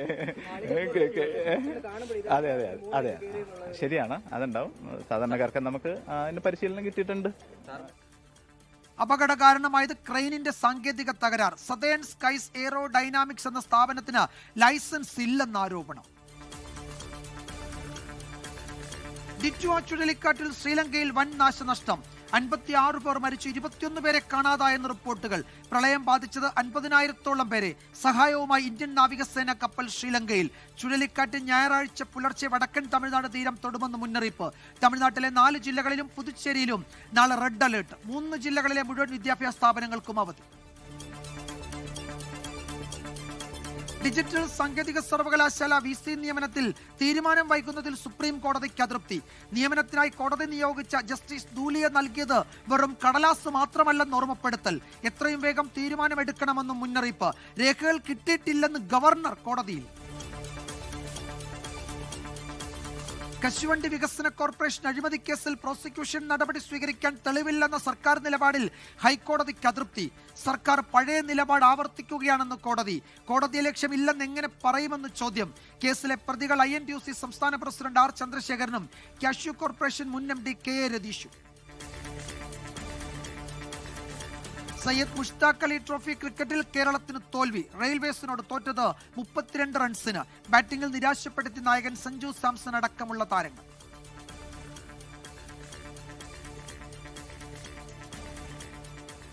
പ്രവചനങ്ങൾ കാറ്റിൽ പറത്തി രാജ്യത്തിന്റെ GDP വളർച്ച. 2ാം പാദ വളർച്ച 8.2% രേഖപ്പെടുത്തി. നേട്ടം 7% വളർച്ചയെന്ന RBI പ്രവചനം മറികടന്ന്. ഡൊണാൾഡ് ട്രംപിന്റെ തീരുവ തിരിച്ചടിയായില്ലെന്ന് നിഗമനം. വളർച്ച രേഖപ്പെടുത്തിയത് GST ഇളവിന്റെ നേട്ടം ലഭ്യമാകുന്നതിന് മുൻപ്.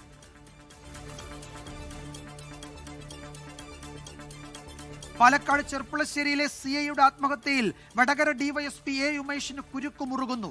ആത്മഹത്യാക്കുറിപ്പിലെ പരാമർശം ശരിവെച്ച് പീഡനത്തിനിരയായ യുവതി. DYSP പലവട്ടം പീഡിപ്പിച്ചെന്ന് മൊഴി നൽകി.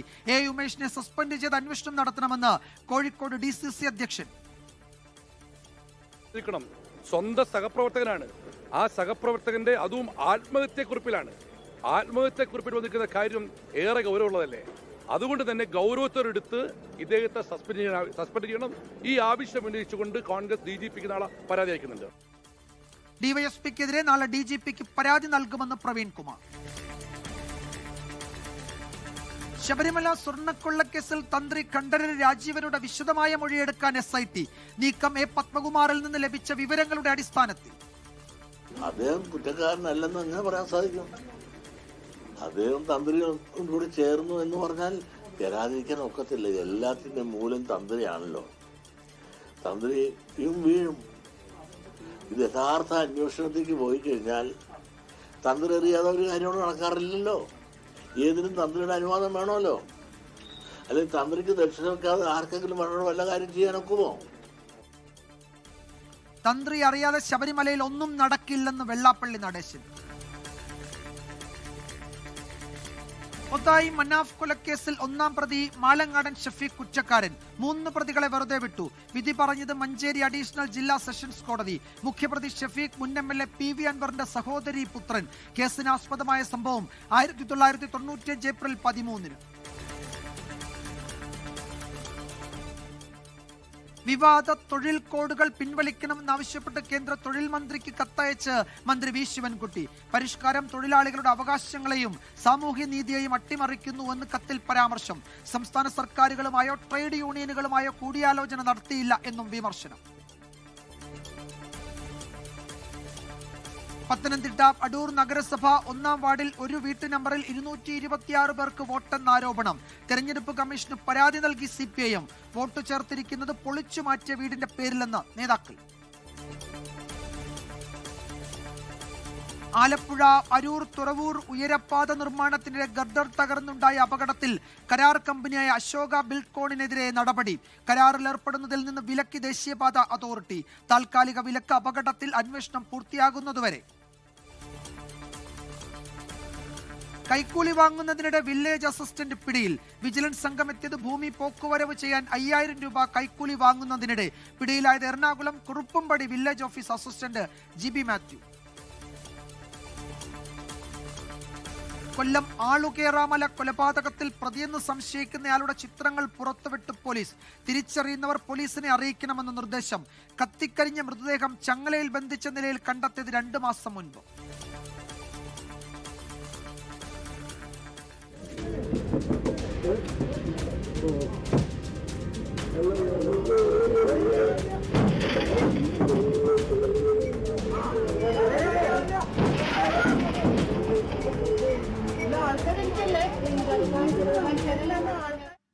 എറണാകുളം വരാപ്പുഴയിൽ സ്വകാര്യ ബസ് ആക്രമിച്ച യുവാക്കൾ.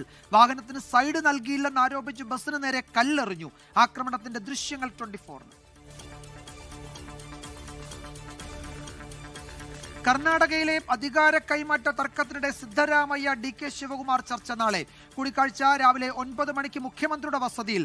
സമൂഹ മാധ്യമങ്ങളിൽ ഏറ്റുമുട്ടി ഇരു നേതാക്കളും. വാക്കിന്റെ ശക്തിയാണ് ലോകത്തിന്റെ ശക്തിയെന്ന എക്സ്പോസ്റ്റിൽ DK ശിവകുമാർ. ജനങ്ങൾക്ക് നൽകിയ ഓരോ വാക്കും പാലിച്ചുകൊണ്ടിരിക്കുന്നു എന്ന് സിദ്ധരാമയ്യയുടെ മറുപടി. തദ്ദേശ വോട്ടെടുപ്പ് നടക്കുന്ന ദിവസം സ്വകാര്യ സ്ഥാപനങ്ങളിലെ ജീവനക്കാർക്ക് ശമ്പളത്തോടുകൂടി അവധി അനുവദിക്കണമെന്ന് സംസ്ഥാന തെരഞ്ഞെടുപ്പ് കമ്മീഷൻ ഉത്തരവ്. സ്വന്തം ജില്ലയ്ക്ക് പുറത്ത് ജോലിയുള്ളവർക്ക് വോട്ട് ചെയ്യാൻ പ്രത്യേക അനുമതി നൽകണമെന്നും നിർദ്ദേശം. വിമത സ്ഥാനാർത്ഥികൾക്കെതിരെ നടപടി തുടങ്ങി കോൺഗ്രസ്. വയനാട് മുട്ടിൽ പഞ്ചായത്തിലെ വിമതരും പിന്തുണച്ചവരും അടക്കം 8 പേരെ സസ്പെൻഡ് ചെയ്തു. കൊല്ലം കൊല്ലൂർവിളയിൽ വിമത സ്ഥാനാർത്ഥിയായ മുൻ കൗൺസിലറെ പാർട്ടിയിൽ നിന്ന് പുറത്താക്കി. എറണാകുളം കളമശ്ശേരിയിൽ ഗുഡ്സ് ട്രെയിൻ പാളം തെറ്റിയതിനെ തുടർന്ന് തടസ്സപ്പെട്ട ഗതാഗതം പുനഃസ്ഥാപിച്ചു. ട്രെയിനുകൾ അരമണിക്കൂർ മുതൽ 1 മണിക്കൂർ വരെ വൈകി.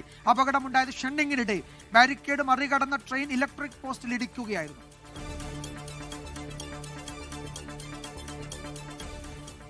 ഇടുക്കി മൂന്നാറിൽ കടുവയുടെ ആക്രമണം. പാമ്പൻമല എസ്റ്റേറ്റിൽ കടുവ പശുവിനെ കൊന്നു. കഴിഞ്ഞ 3 ദിവസത്തിനിടെ കടുവ പിടിച്ചത് 4 പശുക്കളെ. கடுவையை நேரிட்டு கண்டதாய் தோட்டம் தொழிலாளிகள். நாங்கள் 2 மணிக்கு வேலை செஞ்சுட்டு இருக்கோம். காப்பி வாங்கிட்டு பொம்பளையால் ஒத்தையில் வர்றாங்க. 50 மீட்டருக்கு உள்பட்ட வந்து எங்கள் கண்ணெதிரே அடிச்சு போட்டு போயிடுச்சு மாடை. ஒரு வீட்டிலேயே 4 மாடு இந்த வாரத்துக்குள்ளேயே அடியாயிடுச்சு. அப்போ எங்களுக்கு என்ன ஒரு அரசாங்கம் ஒரு பாதுகாப்பு கொடுத்துருக்கு. எங்களுக்கு கம்பெனியும் பாதுகாப்பு கொடுக்கணும். எங்களுக்கு நாங்களே பாவப்பட்டவங்க அன்னன்னைக்கு கூலி வேலை செஞ்சு தான் நாங்கள் சாப்பிட்றோம். വനം വകുപ്പിന്റെ ഇടപെടൽ ഫലപ്രദമല്ലെന്നും പരാതി. ഹോങ്കോങ്ങിലെ തൈപ്പോയിൽ ബഹുനില കെട്ടിട സമുച്ചയത്തിലുണ്ടായ തീപിടുത്തത്തിൽ മരിച്ചവരുടെ എണ്ണം 128ആയി. 79 പേർ ചികിത്സയിൽ. 8 നില കെട്ടിടത്തിൽ തീപിടുത്തമുണ്ടായത് ബുധനാഴ്ച. ഫയർ അലാം തകരാറിലായിരുന്നു എന്ന് കണ്ടെത്തൽ. ബംഗാളിലെ തീവ്ര വോട്ടർ പട്ടിക പരിഷ്കരണവുമായി ബന്ധപ്പെട്ട് മുഖ്യ തെരഞ്ഞെടുപ്പ് കമ്മീഷണറുമായി കൂടിക്കാഴ്ച നടത്തി തൃണമൂൽ കോൺഗ്രസ് നേതാക്കൾ. ഉന്നയിച്ച 5 ചോദ്യങ്ങൾക്ക് തെരഞ്ഞെടുപ്പ് കമ്മീഷണർ മറുപടി നൽകിയില്ലെന്ന് TMC. ഒരു തയ്യാറെടുപ്പുമില്ലാതെ നടത്തുന്ന SIR-നെയാണ് എതിർക്കുന്നതെന്ന് Derek O'Brien. Russian president Vladimir Putin അടുത്ത മാസം ഇന്ത്യയിലെത്തും. ഇന്ത്യ റഷ്യ വാർഷിക ഉച്ചകോടിയുടെ ഭാഗമായി ഡിസംബർ 4 മുതൽ 2 ദിവസമാണ് സന്ദർശനം. പ്രധാനമന്ത്രി നരേന്ദ്രമോദിയുമായി നിർണായക ചർച്ചകൾ നടക്കുമെന്ന് സൂചന.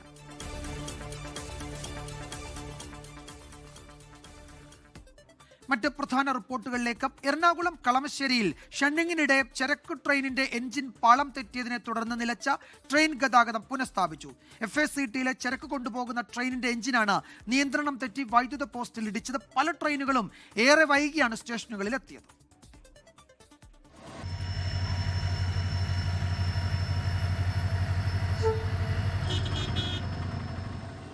ഉച്ചയ്ക്ക് 2:30 കളമശ്ശേരിയിൽ നിന്ന് സർവീസ് തുടങ്ങുമ്പോഴായിരുന്നു അപകടം.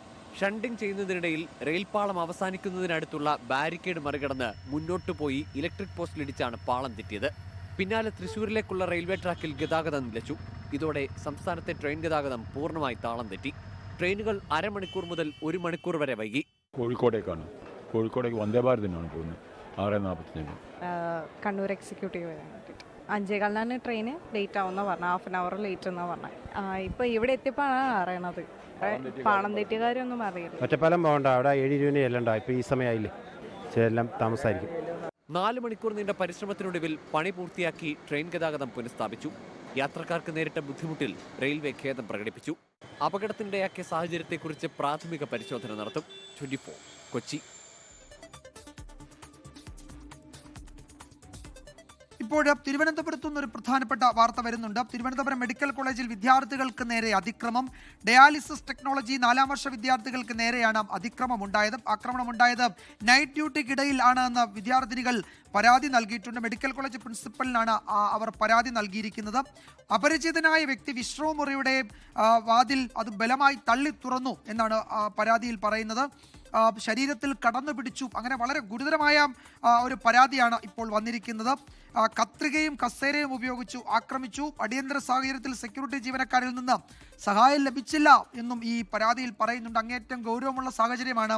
അതിൻ്റെ വിവരങ്ങളാണ് ഇപ്പോൾ പുറത്തു വരുന്നത്. അത് പരാതിയുടെ പകർപ്പൊക്കെ ലഭ്യമായിട്ടുണ്ട്. ഇന്നലെ രാത്രിയിൽ അവിടെ നൈറ്റ് ഡ്യൂട്ടി ഉണ്ടായിരുന്നു. ആ സമയത്താണ് ഈ അപരിചിതന്റെ ആക്രമണം ഉണ്ടായതെന്നാണ് വിദ്യാർത്ഥിനികൾ പരാതിപ്പെട്ടിരിക്കുന്നത്. നേരത്തെ സൂചിപ്പിച്ച റിപ്പോർട്ടിലേക്കാണ്. തിരുവനന്തപുരം മെഡിക്കൽ കോളേജിൽ വിദ്യാർത്ഥികൾക്ക് നേരെ അതിക്രമം. ഡയാലിസിസ് ടെക്നോളജി 4ാം വർഷ വിദ്യാർത്ഥികൾക്ക് നേരെയാണ് അതിക്രമം ഉണ്ടായത്. നൈറ്റ് ഡ്യൂട്ടിക്കിടയിലാണ് ആക്രമണം എന്ന് വിദ്യാർത്ഥികൾ പറഞ്ഞു. വിദ്യാർത്ഥികൾ മെഡിക്കൽ കോളേജ് പ്രിൻസിപ്പലിന് പരാതി നൽകി. പരാതിയുടെ പകർപ്പ് 24 ലഭിച്ചിട്ടുണ്ട്. മേഘന മുരളി വിവരങ്ങൾ നൽകും തിരുവനന്തപുരത്ത് നിന്ന്. മേഘന, ഈ പരാതി അങ്ങേറ്റം ഗൗരവമുള്ളതാണ്. അതിൽ പറയുന്ന കാര്യങ്ങൾ ഒരു മെഡിക്കൽ കോളേജിൽ ഇങ്ങനെയൊക്കെ സംഭവിക്കുമോ? അതും അവിടെ ഒരു അപരിചിതൻ കടന്നു കയറി ഈ വിദ്യാർത്ഥികളെ ആക്രമിക്കുക, ആ സമയത്ത് ഒരു സുരക്ഷാ ഉദ്യോഗസ്ഥർ പോലും അവിടെ ഉണ്ടാകാതിരിക്കുക, ആരുടെയും സഹായം അവർക്ക് ലഭിക്കാതിരിക്കുക, അങ്ങനെ അങ്ങേറ്റം ഗുരുതരമായ വിവരങ്ങളാണ് ആ പരാതിയിലുള്ളത്. എന്താണ് സംഭവിച്ചത് മേഘന? തീർച്ചയായും വിജയകുമാർ, തിരുവനന്തപുരം മെഡിക്കൽ കോളേജിൽ നിന്ന് അതീവ ഗുരുതരാവസ്ഥയിലുള്ള ഒരു വാർത്തയാണ് പുറത്തു വരുന്നത്. അതിൽ പെൺകുട്ടികൾക്ക് എത്രത്തോളം ആശുപത്രിക്കകത്തും സുരക്ഷയുണ്ട് എന്നുള്ള കാര്യം ഒരു ചോദ്യചിഹ്നമായി തന്നെ മാറുന്ന രീതിയിലുള്ള ഒരു വാർത്ത അല്ലെങ്കിൽ ഒരു സംഭവമാണ് ഇന്നലെ നൈറ്റ് ഡ്യൂട്ടിക്കിടയിൽ ഉണ്ടായത് എന്നുള്ളതാണ് വിദ്യാർത്ഥികൾ ഇപ്പോൾ മെഡിക്കൽ കോളേജ് പ്രിൻസിപ്പലിന് ഒരു പരാതിയായി നൽകിയിരിക്കുന്നത്. അപരിചിതനായിട്ടുള്ള ഒരാൾ ആശുപത്രിയിൽ നൈറ്റ് ഡ്യൂട്ടിക്കിടയിൽ വിശ്രമ മുറിയിലേക്ക് കടന്നു വരികയും അവരെ കയറി പിടിക്കുകയും അതുപോലെ തന്നെ കത്രികയും കസേരയും കൊണ്ട് ആക്രമിക്കാൻ ശ്രമിച്ചു എന്നുള്ളതാണ് വിദ്യാർത്ഥികൾ പരാതിയായി പറയുന്നത്. ഇന്നലെയാണ് ഈ സംഭവം ഉണ്ടാകുന്നത്. അത് ഡയാലിസിസ് ടെക്നോളജി 4ാം വർഷ വിദ്യാർത്ഥികൾക്ക് നേരെയാണ് അതിക്രമം എന്നുള്ളതാണ് പ്രധാനമായും. അതിൽ ഈ 4ാം വർഷ വിദ്യാർത്ഥികളാകുമ്പോൾ ഇത്തരത്തിൽ നൈറ്റ് ഡ്യൂട്ടിക്കും അതുപോലെ തന്നെ ഈ ട്രെയിനിങ്ങിന്റെ ഭാഗമായും ഒക്കെ ഡ്യൂട്ടി കൊടുക്കാറുണ്ട്. അങ്ങനെയാണ് വിദ്യാർത്ഥികൾ നൈറ്റ് ഡ്യൂട്ടിയിലേക്ക് പോകുന്നത്. അങ്ങനെ നൈറ്റ് ഡ്യൂട്ടിക്കിടയിൽ ഈ പുറത്തു നിന്നുള്ള ഒരു അപരിചിതൻ എന്നുള്ളതാണ് പരാതിയിൽ പറയുന്നത്. ഈ അപരിചിതൻ വിശ്രമ മുറിയിലേക്ക് കയറി വരികയും അതുപോലെ തന്നെ ആക്രമിക്കുകയും ചെയ്യുകയായിരുന്നു എന്നുള്ളതാണ് പ്രധാനമായും വിദ്യാർത്ഥികൾ പറയുന്നത്. ഇപ്പോൾ വിദ്യാർത്ഥികളുടെ പേര് നമ്മൾ വ്യക്തമാക്കുന്നില്ല, പക്ഷെ അവർ പരാതിയുമായി മുന്നോട്ട് പോകുമെന്നുള്ള കാര്യം തന്നെയാണ് പ്രധാനമായും അറിയാൻ സാധിക്കുന്നത്. അതിൽ ഈ അപരിചിതനായിട്ടുള്ള വ്യക്തി ആരാണ് എന്നുള്ള കാര്യത്തിലും ഇപ്പോൾ വ്യക്തതയില്ല. മറിച്ച് ഈ വിദ്യാർത്ഥികളെ, അത് ഒന്നിൽ കൂടുതൽ വിദ്യാർത്ഥികൾ ഉണ്ടായിരുന്നു. വിദ്യാർത്ഥികൾ വിശ്രമ മുറിയിൽ വിശ്രമിക്കുമ്പോൾ ആ സമയത്ത് പുറത്തുനിന്ന് ഒരാൾ വാതിൽ തള്ളി തുറന്നു വരുന്നു. ആ സമയത്ത് തന്നെ വിദ്യാർത്ഥികൾ ബഹളം വയ്ക്കുന്നു. അതിനുശേഷവും ഈ വിദ്യാർത്ഥികളുടെ കാലിൽ കടന്നു കയറി പിടിച്ചു. അതുപോലെ തന്നെ അവിടെ ഉണ്ടായിരുന്ന കത്രിക കൊണ്ട് കുത്താൻ ശ്രമിച്ചു എന്നുള്ളതാണ് ഒരു പരാതിയായി വിദ്യാർത്ഥികൾ പറയുന്നത്. അതുപോലെ തന്നെ കസേര കൊണ്ടും ആക്രമിച്ചു. ഈ കസേര കൊണ്ട് കൈകൊണ്ട് ആക്രമിച്ച ശേഷവും ഈ അപരിചിതനായിട്ടുള്ള വ്യക്തി പുറത്തേക്ക് പോകാൻ തയ്യാറായില്ല. അതിനുശേഷം ഇവർ ഭയന്ന് അടക്കം അതുപോലെ തന്നെ മറ്റ് ജീവനക്കാരടക്കം എത്തി രക്ഷപ്പെടുത്തിയത് എന്നുള്ള കാര്യമാണ് ഈ പരാതിയിൽ പറയുന്നത്. അതിൽ മറ്റൊരു കാര്യം എന്ന് പറയുന്നത് വിദ്യാർത്ഥികൾ ഈ മെഡിക്കൽ കോളേജ് പ്രിൻസിപ്പലിന് നൽകിയിട്ടുള്ള പരാതിയിൽ തന്നെ പറയുന്ന ഗുരുതരമായിട്ടുള്ള വിഷയം എന്ന് പറയുന്നത് എത്രത്തോളം സുരക്ഷ ഞങ്ങൾക്ക് ഇവിടെ ഉണ്ട്. അതുപോലെ തന്നെ സെക്യൂരിറ്റി ജീവനക്കാർ പോലും ആ സമയത്ത് വിളിച്ചിട്ട് ഒരു അടിയന്തര സാഹചര്യത്തിൽ വിദ്യാർത്ഥികളുടെ സുരക്ഷയെ പെൺകുട്ടികളുടെ സുരക്ഷയെ ചോദ്യം ചെയ്യുന്ന ഒരു അടിയന്തര സാഹചര്യത്തിൽ അവിടെ എത്താൻ തയ്യാറായില്ല എന്നുള്ള കാര്യം കൂടി ഈ പരാതിയിൽ പ്രധാനമായും പറയുന്നു എന്നുള്ളതാണ്. അതിൽ തുടർ നടപടികൾ ആവശ്യമുണ്ട്. അതായത് ഞങ്ങൾക്ക് നൈറ്റ് ഡ്യൂട്ടിയിൽ എത്തുമ്പോൾ കൃത്യമായ സുരക്ഷ ആവശ്യമുണ്ട്. കൂടാതെ ഈ 4ാം വർഷ വിദ്യാർത്ഥികളാണ്. അതുകൊണ്ട് അവർക്ക് ആശുപത്രി അത്ര പരിചിതമായ ഒരു സ്ഥലം അല്ലെങ്കിൽ അവർ മുന്നേ ജോലി ചെയ്ത് തുടർന്നു വരുന്ന ഒരു സ്ഥലമല്ല. അതുകൊണ്ട് അങ്ങനെ എന്തെങ്കിലും തരത്തിലൊരു സുരക്ഷ അവരുടെ ഉണ്ടാകേണ്ടതുണ്ട്. പക്ഷേ അത് ആശുപത്രി അധികൃതരുടെ ഭാഗത്തു നിന്ന് മെഡിക്കൽ കോളേജിന്റെ ഭാഗത്ത് ഉണ്ടായിട്ടില്ല എന്നുള്ളതാണ് പ്രധാനമായും പറയുന്നത്. ഇപ്പോൾ അല്പസമയം മുന്നേ ഈ പെൺകുട്ടിയുടെ സഹോദരനുമായും സംസാരിച്ചു. സഹോദരനും പറയുന്നത് വിദ്യാർത്ഥികൾ ഇതിൽ ചില സംശയങ്ങളുള്ളത്. ഇതിൽ ഈ മെഡിക്കൽ കോളേജ് പ്രിൻസിപ്പലിനാണല്ലോ പരാതി നൽകിയിരിക്കുന്നത്. ഈ പ്രിൻസിപ്പൽ എന്തെങ്കിലും പറയുന്നുണ്ടോ? ഈ പരാതിയിൽ എന്തെങ്കിലും നടപടി സ്വീകരിക്കുകയോ പോലീസിലേക്ക് റെഫർ ചെയ്യുകയോ മറ്റോ ചെയ്തിട്ടുണ്ടോ എന്നത് ഒരു കാര്യം. മറ്റൊന്ന്, ഈ CCTV-കളൊക്കെ ഉള്ള ഒരു മേഖലയാണല്ലോ. അവിടെ അതിന് പുറത്തൊക്കെ CCTV കാണാമല്ലോ. ഈ അപരിചിതൻ എന്ന് പറയുന്നയാൾ എവിടേക്ക് പോയി, അയാൾ എവിടെ പോയി മറഞ്ഞു എന്ന ഒരു വലിയ ചോദ്യമുണ്ടല്ലോ. അപ്പോൾ അയാൾ ആരാണ്, അയാളെ പറ്റിയുള്ള വിവരങ്ങൾ ഇതൊന്നും ഇതുവരെ ലഭ്യമായിട്ടില്ലേ? അവിടെ മെഡിക്കൽ കോളേജിന് ആയിരക്കണക്കിനോ 10,000-കണക്കിനോ ആളുകൾ വരുന്ന സ്ഥലമാണ്. അതൊക്കെ ശരി തന്നെ. പക്ഷെ അപ്പോഴും ഈ ഒരു പർട്ടിക്കുലർ ആളിനെ കണ്ടെത്താൻ വലിയ ബുദ്ധിമുട്ടൊന്നുമില്ലല്ലോ അവിടെ സുരക്ഷാ ഉദ്യോഗസ്ഥർക്കൊന്നും. എന്താണ് അതിൽ സംഭവിച്ചിരിക്കുന്നത്? തീർച്ചയായും വിജയകുമാർ, അതിൽ പ്രധാനമായും ഈ മെഡിക്കൽ കോളേജിന്റെ ഭാഗത്തുള്ള ഒരു വിശദീകരണം അത് ലഭിക്കേണ്ടതുണ്ട്. ഈ പരാതിയുടെ പകർപ്പടക്കം ഇപ്പോഴാണ് അല്ലെങ്കിൽ ഇന്നലെ രാത്രി നൈറ്റ് ഡ്യൂട്ടിക്കിടയിൽ ഉണ്ടായിട്ടുള്ള സംഭവമാണ്. പക്ഷെ അത് പുറം ലോകം അറിഞ്ഞില്ല. ഇപ്പോഴാണ് ഇതുമായി ബന്ധപ്പെട്ട വിവരം വിദ്യാർത്ഥികൾ തന്നെ പങ്കുവയ്ക്കുന്നത് എന്നുള്ളതാണ്. അതിലെന്താണ് ഈ ആശുപത്രിയുടെ ഭാഗത്തുനിന്നുള്ള മെഡിക്കൽ കോളേജിന്റെ ഭാഗത്തുനിന്നുള്ള വിശദീകരണം എന്നുള്ളതാണ് ആദ്യം അറിയേണ്ടത്. അതിൽ മെഡിക്കൽ കോളേജ് പ്രിൻസിപ്പലിന്റെ അടക്കം വിശദീകരണം തേടേണ്ടിയിരിക്കുന്നു. അതിനപ്പുറത്തേക്ക് ഇതിൽ ഇവിടുത്തെ CCTV ദൃശ്യങ്ങൾ ഉണ്ടോ അല്ലെങ്കിൽ ഇവിടെ CCTV വർക്കിംഗ് ആണോ എന്നുള്ള കാര്യങ്ങൾ അടക്കം മനസ്സിലാക്കേണ്ടതുണ്ട്. പക്ഷേ ഇപ്പോൾ സഹോദരനുമായി സംസാരിക്കുമ്പോൾ സഹോദരൻ വ്യക്തമാക്കുന്ന ഒരു കാര്യം, ഈ വിദ്യാർത്ഥികൾ ഈ പരാതിയിൽ അപരിചിതൻ എന്ന് സൂചിപ്പിച്ചിരിക്കുന്ന വ്യക്തി അത് മറ്റൊരു വാർഡിലെ സൈക്കാട്രിക് വാർഡിലെ രോഗിയാണോ എന്നുള്ള ഒരു സംശയം ഇപ്പോൾ സഹോദരൻ പ്രകടിപ്പിച്ചിട്ടുണ്ട്. അത് ആരാണ്, അല്ലെങ്കിൽ ഇതിൽ ഏതെങ്കിലും തരത്തിൽ പോലീസിലേക്ക് ഈ പരാതി കൈമാറപ്പെട്ടിട്ടുണ്ടോ, അല്ലെങ്കിൽ ഈ മെഡിക്കൽ കോളേജിന്റെ ഭാഗത്തുനിന്ന് പ്രിൻസിപ്പലിന്റെ ഭാഗത്തുനിന്ന് ഏതെങ്കിലും തരത്തിൽ നടപടികൾ എടുത്തിട്ടുണ്ടോ എന്നുള്ളതാണ് അറിയാനുള്ളത്. അത് ഇതുവരെ ഇല്ല എന്നുള്ളതാണ് പ്രാഥമിക ഘട്ടത്തിൽ നമുക്ക് മനസ്സിലാക്കുന്ന കാര്യം. അത് മറ്റൊരു വാർഡിലെ സൈക്കാട്രിക് വാർഡിലെ രോഗിയാണ് ഈ വിശ്രമ മുറിയിലേക്ക് ഡയാലിസിസ് ഡിപ്പാർട്ട്മെന്റിലെ വിശ്രമ മുറിയിലേക്ക് കയറി ചെല്ലുകയും വിദ്യാർത്ഥികളെ കടന്നു പിടിക്കുകയും ചെയ്തത് എന്നുള്ളൊരു പ്രാഥമിക വിവരം കൂടി സഹോദരൻ നമ്മളോട് പങ്കുവയ്ക്കുന്നുണ്ട്. അതിലൊരു വ്യക്തതയില്ല. മറിച്ച് ഇതിൽ പ്രധാനമായും ഈ വിദ്യാർത്ഥികളുടെ പരാതി എന്ന് പറയുന്നത് ഒരു അപരിചിതൻ തങ്ങൾ വിശ്രമിക്കുമ്പോൾ വിശ്രമ മുറിയിലേക്ക് കയറി വരികയും ഈ വിശ്രമ മുറിയിൽ നിന്ന് തങ്ങളുടെ കാലിലേക്ക് കയറി പിടിക്കുന്നു ആദ്യം. പിന്നീട് തൊട്ടടുത്തുണ്ടായിരുന്ന കത്രിക ഉപയോഗിച്ച് ആക്രമിക്കുന്നു. ഈ കത്രിക ഉപയോഗിച്ച് ആക്രമിക്കാൻ ശ്രമിക്കുമ്പോൾ ഒന്നിൽ കൂടുതൽ വിദ്യാർത്ഥികൾ ഉണ്ടായിരുന്നു. ഈ വിദ്യാർത്ഥികൾ ഭയന്ന് നിലവിളിക്കുന്നു. അപ്പോഴും അവിടെ ആരും എത്തിയില്ല. പിന്നീട് കസേര കൊണ്ടും മറ്റും ആക്രമിക്കാൻ ശ്രമിച്ചപ്പോഴാണ് തൊട്ടടുത്തുള്ള ബൈസ്റ്റാൻഡർ എത്തുകയും അതുപോലെ തന്നെ മറ്റു ജീവനക്കാർ എത്തുകയും വിദ്യാർത്ഥികളെ രക്ഷിക്കുകയും ചെയ്തു എന്നുള്ളതാണ്. ആശുപത്രിയിൽ മെഡിക്കൽ കോളേജ് ഒരു കാര്യം കൂടി, ഈ അടിയന്തര സാഹചര്യത്തിൽ സെക്യൂരിറ്റി ജീവനക്കാരിൽ നിന്ന് സഹായം ലഭിച്ചില്ല എന്ന പരാതിയിൽ പറയുന്നുണ്ട്. അവിടെ സെക്യൂരിറ്റി ജീവനക്കാർ ഉള്ള സ്ഥലമായിരുന്നോ? അങ്ങനെയാണെങ്കിൽ ഈ അതിക്രമം നടക്കുന്ന സമയത്ത് അവരെവിടെ പോയിരുന്നു? അവരെ വിളിച്ചിട്ട് കിട്ടിയില്ല, അവരെത്തിയില്ല എന്ന് പറയുമ്പോൾ അവരവരുടെ ജോലി ചെയ്യേണ്ട സമയത്ത് അവിടെ ഉണ്ടായിരുന്നില്ല എന്നാണോ, അവർ സഹായിച്ചില്ല എന്നാണോ? എന്താണ് നമ്മൾ മനസ്സിലാക്കേണ്ടത്? എന്തായാലും വിജയകുമാർ, അതിൽ മനസ്സിലാക്കേണ്ട ഒരു കാര്യം എന്ന് പറയുന്നത്, എന്തായാലും സെക്യൂരിറ്റി ജീവനക്കാർ അവിടെ ഉണ്ടായിരുന്നെങ്കിൽ അവർക്ക് എത്തിപ്പെടാൻ പറ്റുന്ന ഒരു ദൂരം മാത്രമാണ് ഈ ഡയാലിസിസ് ഡിപ്പാർട്ട്മെന്റിനോട് ചേർന്നിട്ടുള്ള ഈ വിശ്രമമുറി എന്നുള്ളതിൽ സംശയമില്ല. പക്ഷെ അവർ എന്തുകൊണ്ട് അവിടത്തേക്ക് എത്തിയിട്ടില്ല അല്ലെങ്കിൽ ഈ ഭാഗത്തേക്ക് എന്തുകൊണ്ട് എത്തിയില്ല എന്നുള്ളത് അന്വേഷിക്കേണ്ടിയിരിക്കുന്നു. പക്ഷേ വിദ്യാർത്ഥികൾ മെഡിക്കൽ കോളേജ് പ്രിൻസിപ്പലിന് നൽകിയിട്ടുള്ള പരാതിയിൽ പറയുന്ന പ്രധാനപ്പെട്ട കാര്യം എന്ന് പറയുന്നത് അവർ സെക്യൂരിറ്റി ജീവനക്കാരെ ബന്ധപ്പെട്ടിട്ടും അവർ എത്തിയിട്ടില്ല, അവർക്ക് വേണ്ട വിധത്തിലുള്ള ഒരു സഹായം നൽകിയില്ല എന്നുള്ള കാര്യം തന്നെയാണ്. ഹൈക്കോടതിയിൽ നിന്ന് വളരെ പ്രധാനപ്പെട്ട ഒരു വാർത്ത വരുന്നുണ്ട്. ഇന്ന് ദേവസ്വം ബെഞ്ച് നടത്തിയ ഒരു പ്രധാന നിർദ്ദേശമാണ്. ശബരിമല മേൽശാന്തിയുടെ മുറിയിലെ നെയ് വിൽപ്പന ഹൈക്കോടതി തടഞ്ഞിരിക്കുകയാണ്. ദേവസ്വം ബോർഡിന്റെ കൂപ്പൺ എടുത്ത് വേണം അവിടെ നെയ്യഭിഷേകം നടത്താൻ. മറ്റു രീതികളൊന്നും അംഗീകരിക്കാൻ കഴിയില്ല എന്നാണ് കോടതി വ്യക്തമാക്കുന്നത്. ഇതിനെതിരെ കർശന നടപടി സ്വീകരിക്കുമെന്ന് കോടതി മുന്നറിയിപ്പ് നൽകുന്നുണ്ട്. 100 രൂപയ്ക്ക് സഹശാന്തിമാർ നെയ് വിൽപ്പന നടത്തുന്നു എന്ന് സ്പെഷ്യൽ കമ്മീഷണർ റിപ്പോർട്ട് നൽകിയിരുന്നു. ഇത് പരിഗണിച്ചാണ് ഹൈക്കോടതി ദേവസ്വം ബെഞ്ചിന്റെ വളരെ ശക്തമായ ഇടപെടൽ ഉണ്ടായിരിക്കുന്നത്. ഭക്തരിൽ നിന്ന് നേരിട്ട് നെയ്യ് കൈപ്പറ്റരുത് എന്ന് മേൽശാന്തിമാർക്ക് നിർദ്ദേശം നൽകുകയും ചെയ്തിട്ടുണ്ട്. വളരെ പ്രധാനപ്പെട്ട നിർദ്ദേശമാണ് ഇക്കാര്യത്തിൽ വരുന്നത്. ഒപ്പം ഒരു കാര്യം കൂടിയുണ്ട്. ശബരിമലയിൽ നൽകുന്ന തേൻ, അവിടെ ഉപയോഗിക്കുന്ന തേൻ FSSS സർട്ടിഫിക്കറ്റ് നിർബന്ധമാണ്. ഭക്ഷ്യസുരക്ഷാ വകുപ്പിന്റെ സർട്ടിഫിക്കറ്റ് ഉള്ള തേനാണ് അവിടെ നൽകേണ്ടത്. അലക്ഷ്യമായി പാക്ക് ചെയ്ത് നൽകരുത് എന്നും കൂടി ഇന്ന് ഇപ്പോഴിതാ തിരുവിതാംകൂർ ദേവസ്വം ബെഞ്ച് ഇന്ന് വ്യക്തമാക്കിയിട്ടുണ്ട്. ഉത്തരവിൽ 2 വളരെ പ്രധാനപ്പെട്ട നിർദ്ദേശങ്ങളാണ് ഈ വിഷയത്തിൽ ദേവസ്വം ബെഞ്ച് ഇന്ന് നൽകിയിരിക്കുന്നത്. ഇതോടെ പ്രൈം ടൈം അവസാനിക്കുന്നു. നാളെ വീണ്ടും കാണാം. ശുഭരാത്രി.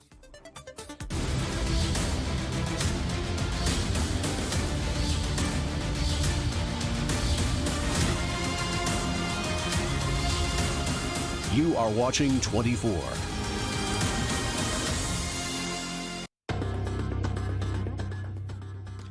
കാലം എത്ര കഴിഞ്ഞാലും മാഞ്ഞു പോകാതെ മനസ്സിൽ ഒരു നീറ്റിലായി കിടക്കും.